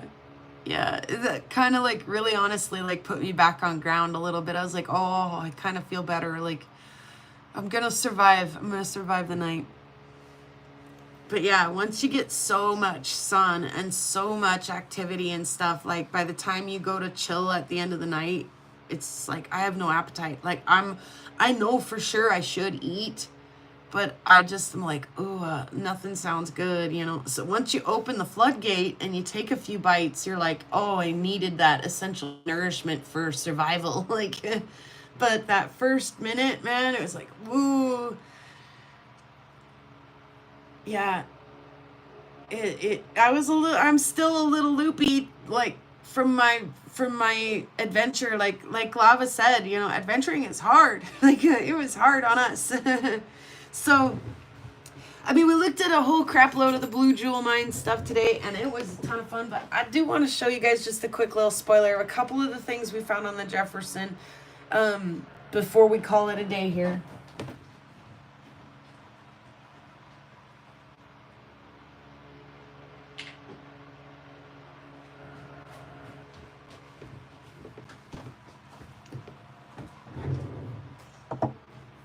I really don't, I don't want to spoil it for you guys, but like, here's a pet wood that I found.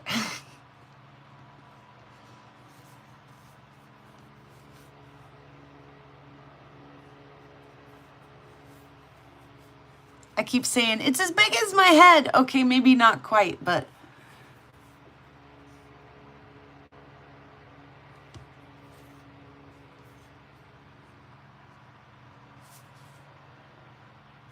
Yeah, Bison was like on a roll. You could see there are a couple cut rocks sitting there, and there are a few more around the house and in the kitchen. In fact, as part of your spoiler, let me get just one tiny little peek of one of the cut rocks.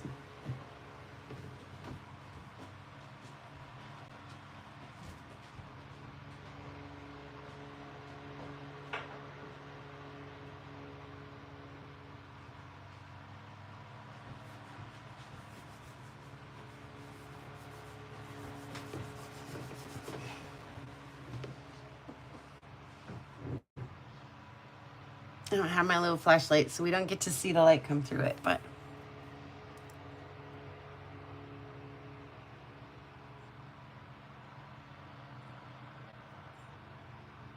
A conglomerate, you guys. a conglomerate fresh off the saw. And not showing you guys the nicest ones, I promise. Not even close. Look at this fun little agate. Maybe that was by far the nicest pet wood, but I just ran over there and grabbed 3 rocks. And this agate is also really pretty.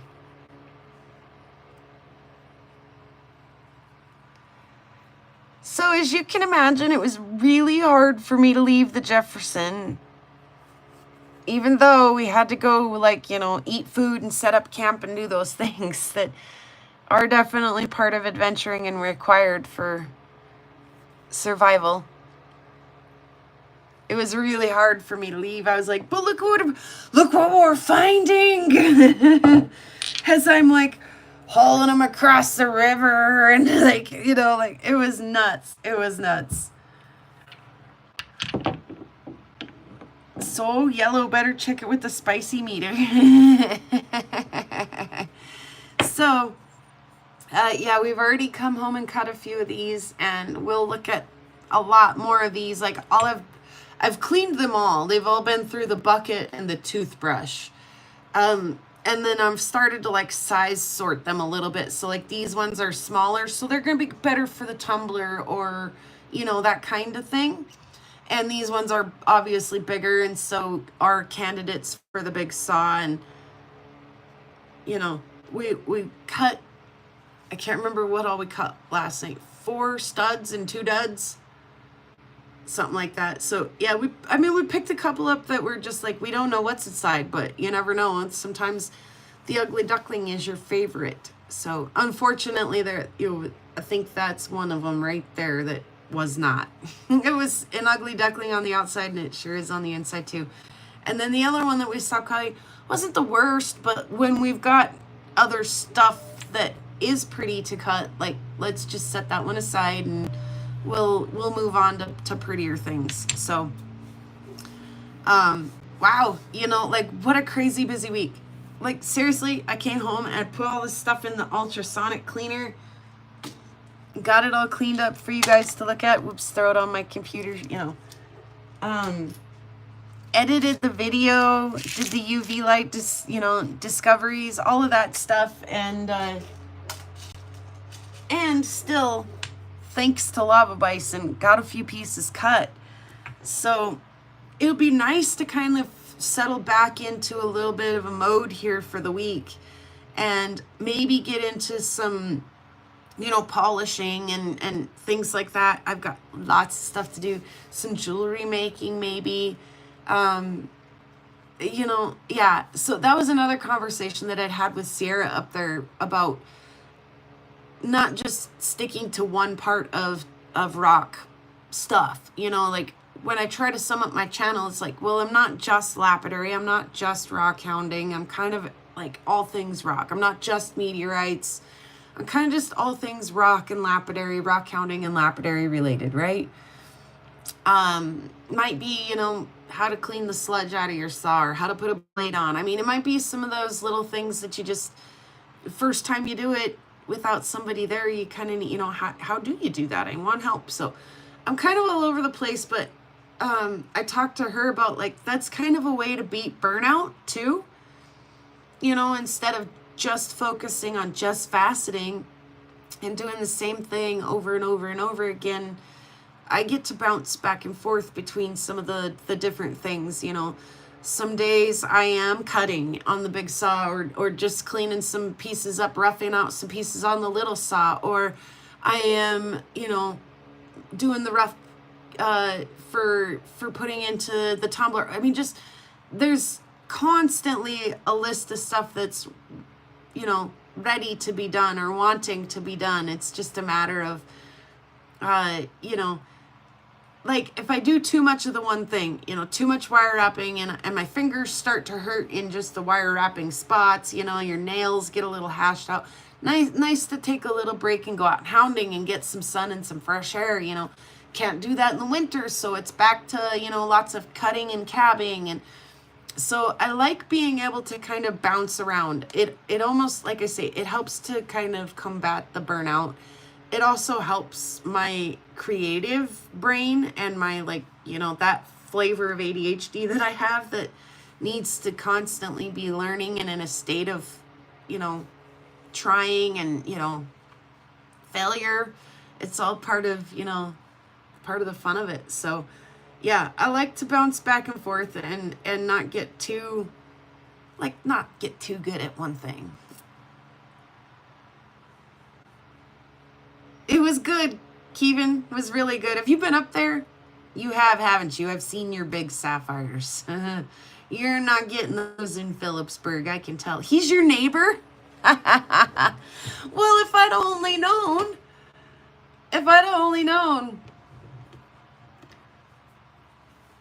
Yeah, well, good to know. I am inviting myself to Kevin's place. I'm going to set my tent up in your yard if you want, and we can go adventuring. Just kidding. That's pretty cool. That's pretty cool. Yeah, there's some really great sapphires there. I've never been to the El Dorado bar before. I think there's some of the larger sapphires I've ever got my hands on coming out of there. That was tons of fun. You're kidding me. Kevin. Okay, so new plan. I can't stay at your place. I can, but we can't tell Blaze I'm there.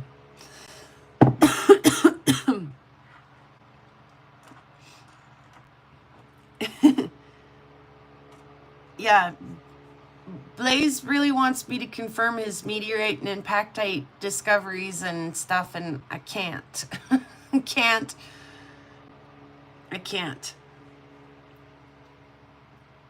If we could agree on some of the terminology that he tries to use, some of the words he tries to use, we could maybe have some agreements on some stuff, but yeah. The world is small.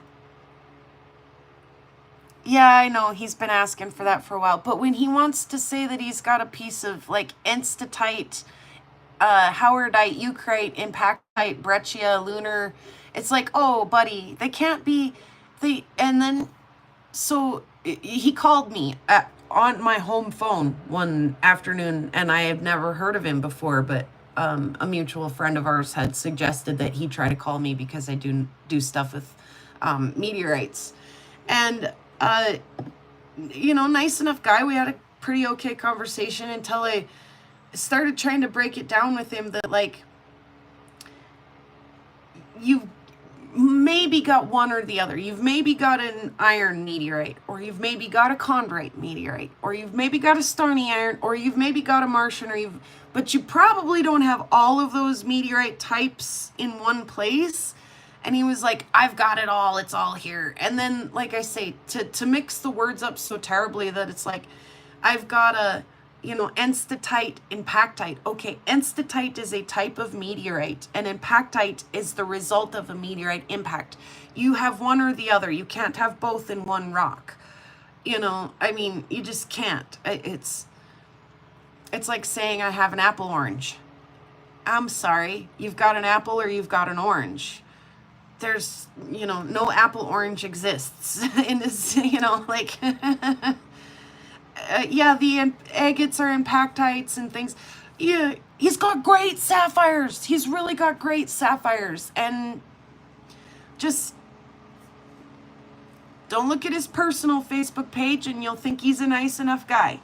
And he is.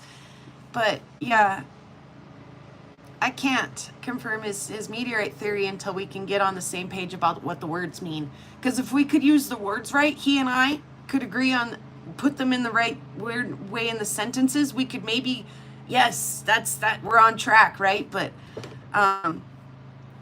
if he thinks that I learned anything that I've learned out of a book, which I didn't, for the most part I didn't, but if he ever thought I did, then that'd be the end of my theory. how random is Ma for just looking at Montana agate slabs? But like I said too, like, what a great little bunch of folks up there. Like, nobody had anything bad to say about anybody.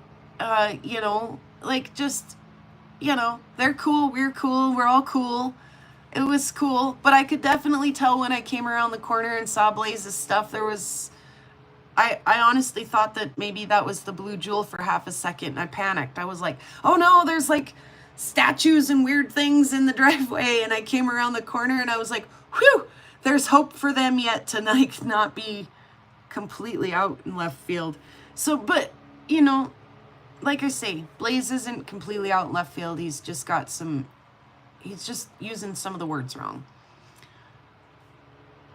There are like 4 mines in one little area, exactly, and they're like literally over the hill from each other. Like, you can like see the other guy. You can see him. Like, you can't even pee in the sticks right there without somebody seeing you. Like, you guys are closer together than my neighbors are. Like, I can pee in my yard.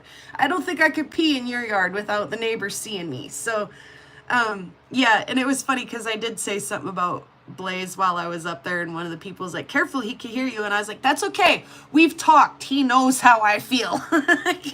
It's okay. Like I say, though, even though we kind of mildly laughed and joked about it a little bit, nobody got really jabby, and everybody was super nice. So, no, they didn't. I did not see that. For real? Did they? Like, is there any kind of like B grade footage of this that's like salvageable out of like the dark web? I'd love to see that. It very much so kind of looks like that down in that valley, like the way that everything is turned up. Like, there, like I say, like there must have been 5 or 6 little mine sites between where I had kind of quit filming and where we left the Blue Jewel mine. And I know that Bruce had said there are like 2 of them for sale that kind of like butt up or neighbor his or are really close to his. So it was fascinating to me though, like how, like, that's like a little like modern day boom town down in there. Like, that's all they're doing in there is mining. And there's like hardly a square inch of it that they're not mining. That was cool. Really cool. Right on, Kevin. Yeah, I wish I'd have known that we were, you know, in your neck of the woods. It was unplanned. I broke all the rules. I did not make my reservation. I literally was like, showed up to a crappy campground and was like, I'm not staying here. Where else could I stay? Oh, look, up at Canyon Ferry, and that's close to, like I say, I just Googled rock hounding spots near Helena. And it came up, and I was like, we're going to go there. So if I'd had a little more planning and advance notice, maybe we could have done something cool. But yeah, I would love to go back up there again. I really would. I got along really good with everybody up there. Like I say, it was mild teasing like we're doing now. You know, not even, maybe we're being a little even more petty here than we were there, but yeah, mild tomfoolery is, you know, like, you know. But yeah, genuinely, I can tell that folks up there definitely care about each other, and that, you know, it's kind of like here. We've got a few people here that there's a little Facebook, online Facebook thing for our town. And it's funny because there's those repeat offenders who, you know, are going to say something kind of a little off color or and they do, and you just shake your head and you're like, you know, that person, you know, they were going to make that comment, you know that it was going to be a little bit off color, you know, and you just accept that person for who they are. You know, you never know when you might need to call that person. Like, a lot of times that person who says the like slightly inappropriate thing or does the slightly inappropriate thing that may peeve a few people off is like my ex, but then you might be calling him later saying, will you please come get this porcupine out of my yard? And there he is rescuing you, you know. Another one here is like Tom.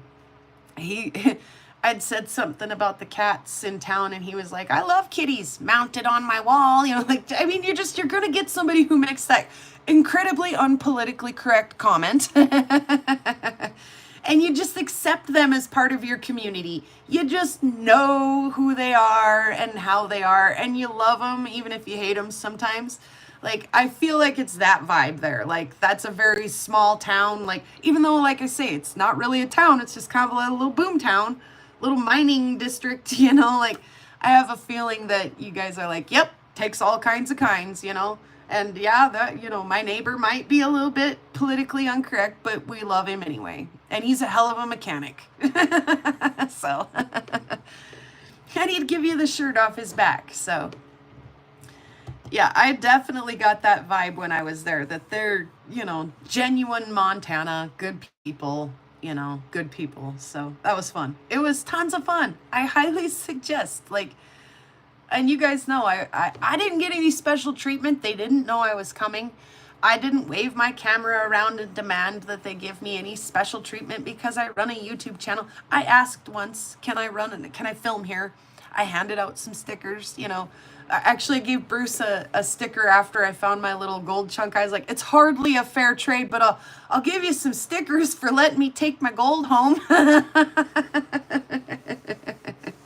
So, yeah, I feel like I got the genuine experience, and I would definitely suggest it.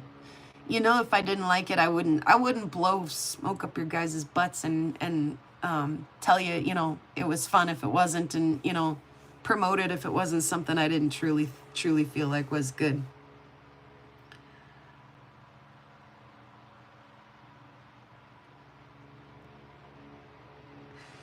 I saw that prospecting club thing online the other night. That was kind of cool.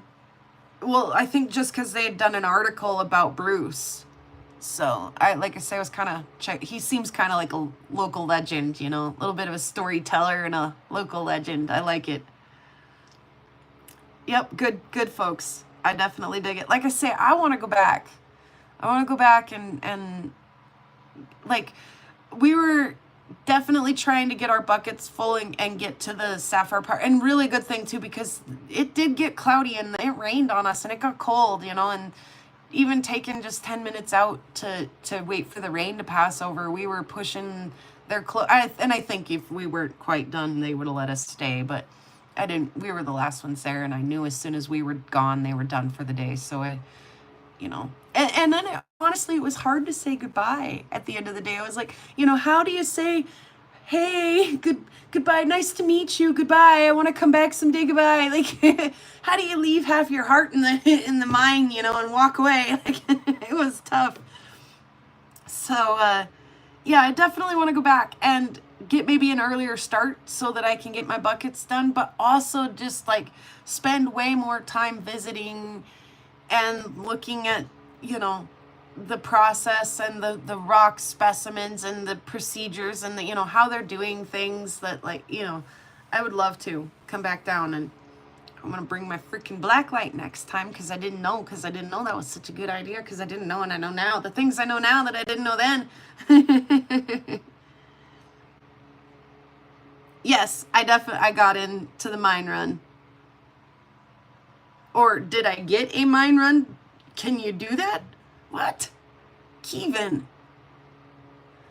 You gotta ask the locals to get... See, I told you I didn't go in there and be like, I need special treatment because I run a YouTube channel. I want to, Ryan, like, you don't even have to pay me. Like, can I just, like, come up and do grounds maintenance? Like, I saw some thistles growing in the parking lot. I'll glove up and pull the thistles. Like...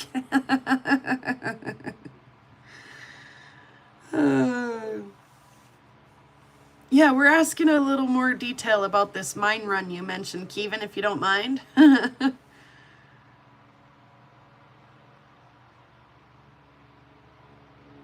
Buckets, just fill them and run them in the jig. Mine run, they use a backhoe and then a big jig. So that's what they were doing up in the mine, right? Was feeding the big jig. but they've got like different buckets that they'll run through the classifier out front, the littler machine.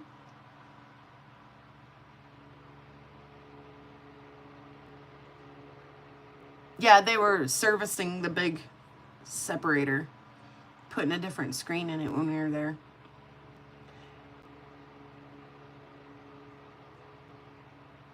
Yeah, like I say, I would trade or maybe sell half my soul to just go spend like a night. Could you imagine what it looks like in the night up there? Ha ha ha! Like I don't want to like. If I were you, I'd go through that freaking underneath the picnic tables where everybody was all day, every night with the black light and make sure nobody missed anything.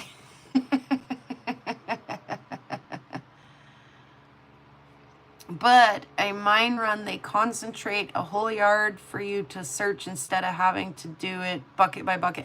Yeah, and again, I didn't mind the bucket by bucket part of it. I really didn't. I mean, then you kind of get to pick and choose what goes in, but that's cool. And maybe that is something I should ask about so that I can go up there and spend a little bit more time, like I say, kind of hearing some of the stories and talking to, like, because for me, again, that's the treasure. Like, that's the treasure you find when you go out and do stuff like this, is the human connections, you know, the friendships you make. The treasures you get to bring home are really more like souvenirs, right? Like, so I'm hooked, man. I want to go back, really, in a bad way. So I'll have to get in touch with you, Kevin, if I get back down that way. You'll have to pull up a chair at my table and a chair and a tweezer at my table, and we'll shoot the breeze over a pile of concentrate, huh?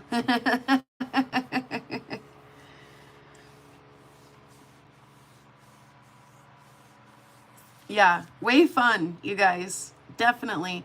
Like I always suggest, you know, if you've got some vacation time and you're into rocks, I highly suggest Montana. I highly suggest most parts of Montana.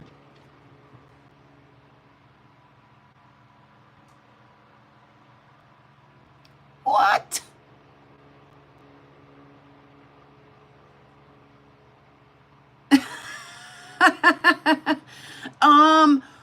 Really? Conrad's pretty darn close to me. Hell of a lot closer than Helena.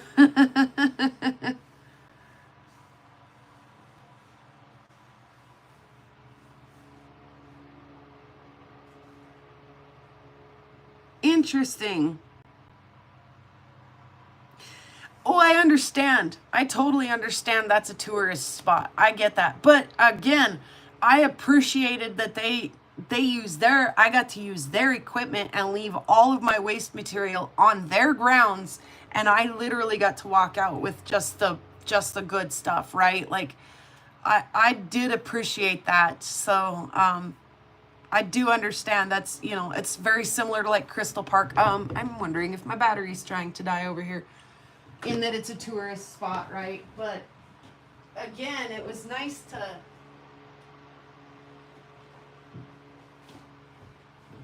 to get to use their stuff and to walk out of there with just what I wanted to keep. I did appreciate that. Will not lie.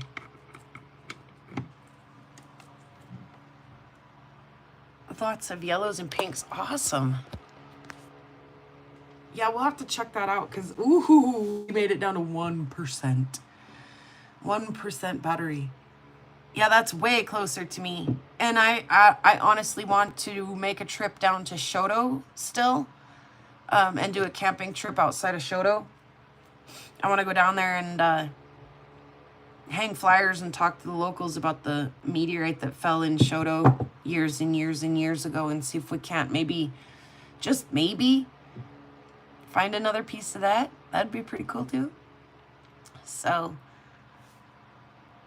yeah, I want to go hit some BLM land down near Shoto. So Shoto Conrad combo would be a great weekend event, you know, great weekend event. So we'll have to put that on the list and keep that in.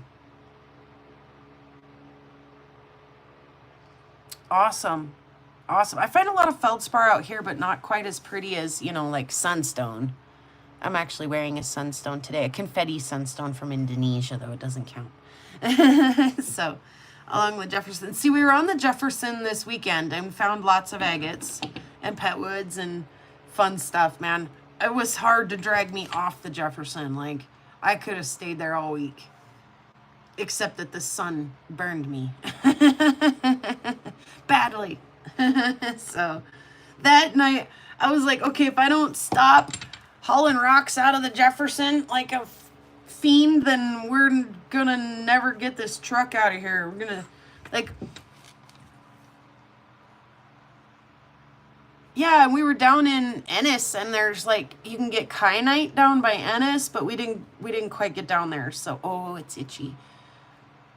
There's just, like I say, Montana, they call it the treasure state for a reason, and it's just because every direction you turn, there's something. Kevin, look at the gold chunk I found at the Blue Jewel.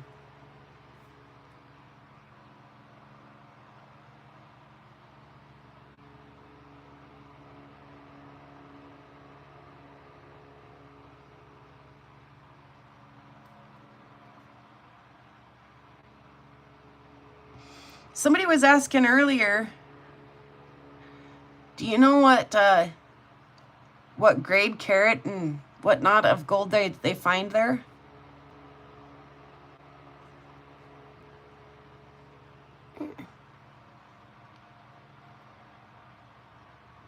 Yeah, I think Bruce was a little shocked when I found that. So 18 to 20 carat, that's cool. Yeah, Bruce was a little surprised when I found that. He was holding it up. You guys, look, she found a gold nugget. He was down ahead of me too, like, she just found a nugget up there. I found it up at the mine in their heavies bag. He was literally like, you guys can dig around in this heavies bag, and if you find anything in there you like, you can keep it. And when I found it, I was like, I can keep it, right? You just said that anything I found in that bag I can keep, right? I can keep it, right? You just said I can keep it, right? And he was like, yeah, we're not like the other mines. You can keep it. Right, like I say, I think he was just a little surprised. Oh, sorry, my fingernails are dirty. I am a rock hound. I'm not homeless, I'm a rock hound.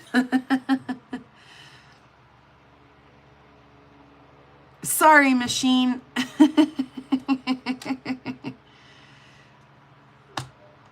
Yeah, like I say, I think he was a little bit, and then I teased him and was like, yeah, I only took the one rock. I left the whole rest of the bag up there for you to look through. You're gonna have to go look through it now, though. Like, you gotta, right? Like, you gotta. And how many people do you suppose he'd had dig through that bag before I got down in there and put my hands in it? And I only swept through it like 3 times and was like, that is gold. That is gold. Like, mine. You said I get to keep it, right?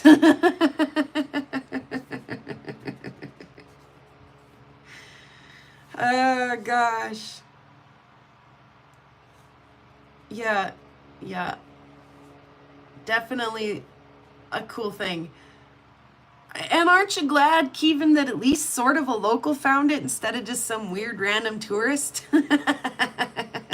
Like I say, it's almost like it waited there for me. Like, okay, I'll be found now.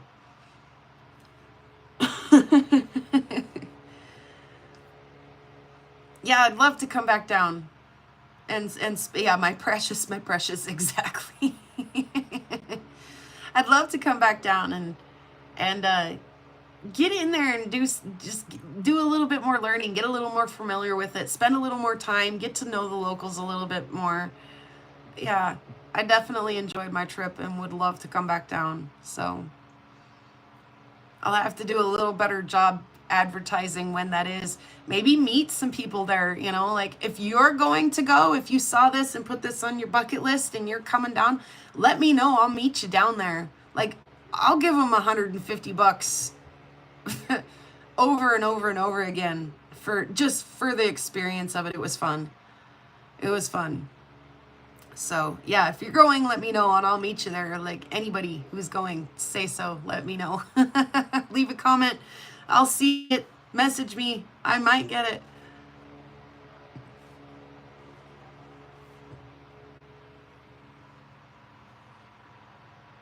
That's cool.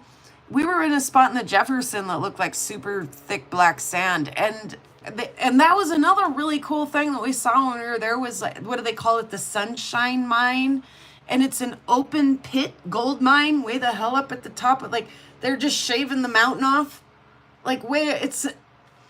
I didn't know there was an open pit gold mine in Montana. I had no idea. No idea. Till I went down there and was like, what the hell are they taking out of the granite?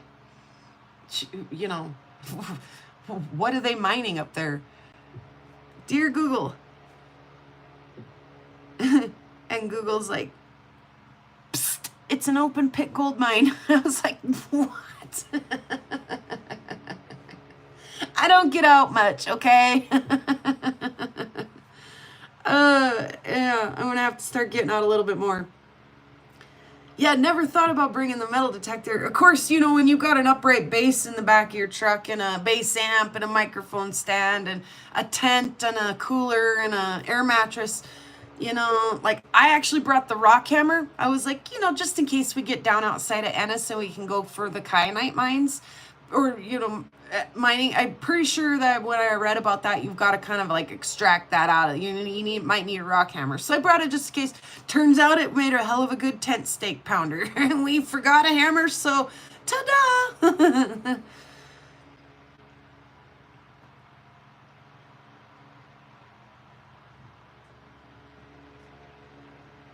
Yeah, I bet you were surprised. What the heck are these round things setting off my metal detector? I bet you were.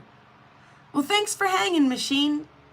You know, like I say, we're just chatting about the experience down there at the Blue Jewel Mine. That was too fun. Too fun. I gotta do it again. Like I say, I don't get out much. And I have my own opinions of what's a fun time and what's not. Like I've said, like I won't do Crystal Park again. Like that's too touristy. And I probably did that last time when I was like maybe 14 or 15 years old, and at that point in time was like, yuck, that's too much, you know? That's crazy, Kevin. So, yeah, you know, I knew full well that the Blue Jewel Mine was a tour thing, you know, a sapphire thing. See, my brain is still melted from, look, I almost, like, had a Gilligan's Island moment. Like I almost did a SpongeBob SquarePants when they take the starfish out of the water and he's like, we're all goofy goobers now as he's drying out on the little pegboard. Like, I just about dried myself out. Yeah, just about. The open back tank top on the Jefferson was a bad choice.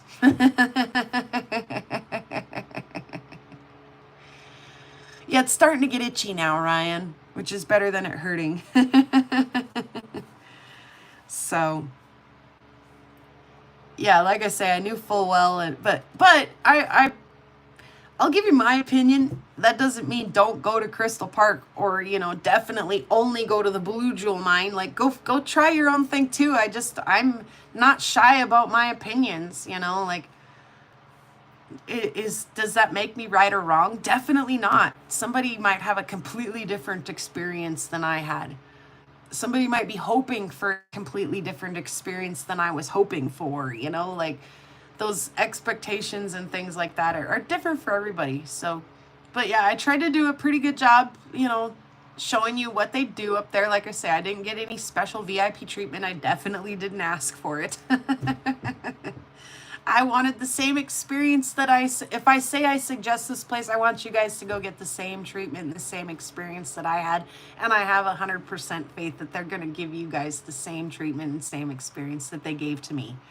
So,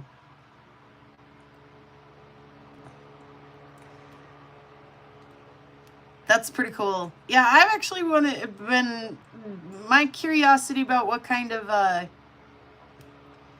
communications and outreach and things that might be done with some of my local museums that I might be missing out on has been piqued recently as well. So it's interesting that you mention your museum, because like I say, my interest is piqued that might be a source of community and interest and information and stuff that I've overlooked throughout the years. So that's curious. That's interesting. Yeah. So yeah, I've definitely, I mean, 1,001 different directions to keep going. I like it like that. I don't get bored.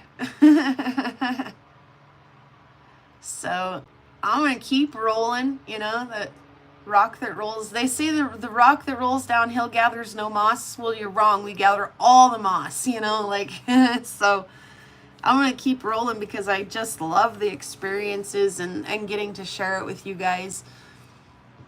Whether it's, you know, dibble dabbling here at home, you know, hey, this is what I found, this is what I cut, you know, or hey, this is a piece of jewelry that I just finished out of, you know, some stuff that I just got, or, you know, whatever it is. I love getting to sit down, chat with you guys about it over a cup of coffee, you know, try to kill a fly or two, whatever's going on in the day, and you know, sometimes I hope that it works both ways. I hope that sometimes I inspire you guys in some way, motivate you guys in some way, get your, you know, mind off on a different subject that it might not have gone off, but vice versa. You guys always do the same for me too. And you know, being a little bit accountable, you know, holding up that cab that one day and saying, I might have underestimated this material. I think I'm going to go try to make a cab out of it. And then to, you know, have that like follow through, to like, you know, be able to follow through next week and be like, oh my God, it made great cabs, you know? So, and then to be able to share all of that, you know, amongst all of us, it's just a neat way to keep learning and keep moving forward and keep, sharing and enjoying it. Like I say, sure, these are the physical treasures, but I enjoy the people just as much. I enjoy the community just as much, if not more than. So, thanks guys for hanging out with me today. I can't believe we ran the battery on the phone down to 1 and it's still hanging on there. I got her plugged in just in time. So we'll look at next week. We'll have more cut. We've already got, like I say, 4 rocks that were good and 2 rocks that weren't really good. And we'll look at some of those next week. And like I say, kind of nice to get back in. I got the ammonite with the garnet in it that I still need to finish. It's only half polished. It needs a final polish.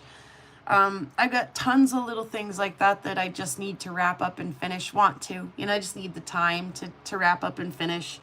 So I've still got a couple packages I want to get out too. And so it's good to get home, have everything kind of washed and mostly processed, and to kind of get focused on, okay, let's set the Jefferson stuff away until next week. Let's look at the Blue Moon stuff this week. And that's like maybe some time in between this week and next week where I can wrap up some of this stuff and dabble in some of it. I got stuff to play with. We got meteorites from the Chex Gem and Agate shop over in Bynum the other day that we've got to get cut up and see what's inside. I mean, we got the horsetail, not a horsetail, pine cone, not a pine cone fossil that we need to cut in half. And look at all the sapphires and garnets and stuff we can stuff in the holes now, you guys. Like, I got stuff I want to play with. I don't even know where to start. Like, let's just crank up the tunes and crack a Red Bull and, like, jam. Oh, we found the agate in the parking lot. I said I was going to cut it. Never did. Loaded up and headed down to the Helena area and played down there and came home with more stuff to play with. So this was fun. I can't believe I found a gold nugget up there. I'm so glad I didn't have to watch that other couple do that, because that would have killed me. I'm glad I found it. Some little agates up there. All the little, like, hematite pieces. I love those too. And you guys, I think it was, what was it? Just over 60 carats of sapphires. That one 6 carat and that one 5 carat, man, they're sure nice. Nice sapphires. I love too that they fit into the song. Like there's a pink one and a green one and a yellow one and a so yeah, a jewel encrusted pine cone, not a pine cone. Horsetail, not a horsetail. Coral fossil from Morocco. You got it, chubby hubby. Yeah, thank you guys, all of you who, you know, listen to me just ramble and look for sapphires and all of that today. It's, again, I love being able to share it with you guys. Maybe you didn't know this place existed and now you do. Maybe you've added it to your bucket list. So we'll sing the song and we'll get out of here because I gotta go get something to eat and drink and get ready for my meteorite meetings. But yeah, I'm so happy with my haul, and like I say, more importantly with the people that I met and the things that I learned along the way. And thank you, Kevin, for furthering my education. Like I say, I want to get to know the place more, the people more. This is just a souvenir, you know? So, it's poor light. It's like, had enough. There we go. So we're going to sing this song in the dark. It's flickering and I can't take it anymore. All right. Thank you guys so much for hanging out today. We'll have a little fossil show and tell real quick on the way out. And we'll do it again soon. We've got more rocks to see and I've got so much to do. Hopefully you do too. Hopefully you feel a little bit inspired and motivated to want to go do some stuff, and we'll check back in next week and compare and contrast and see who got some stuff done, and I love it. So thank you guys for hanging out. We'll see you again soon in a world where you could choose to be anything. Choose to be kind. Where are you at? Choose to be kind of a rock hound. Pretty rocks out on the prairie. Pretty rocks are everywhere. Pretty rocks for us to look at. Pretty rocks are everywhere. There's a pink one, and a gold one, and a green one, and a yellow one. And they all are very pretty. And they all are everywhere. Hopefully you guys have a great rest of your week. I look forward to seeing you again next Wednesday. Same place, same time, different rocks, new topic, same smile, same hearts. Thank you guys. I hope you have an awesome rest of your week. I'll see you around in the chats and on the flip side. Peace, hippies.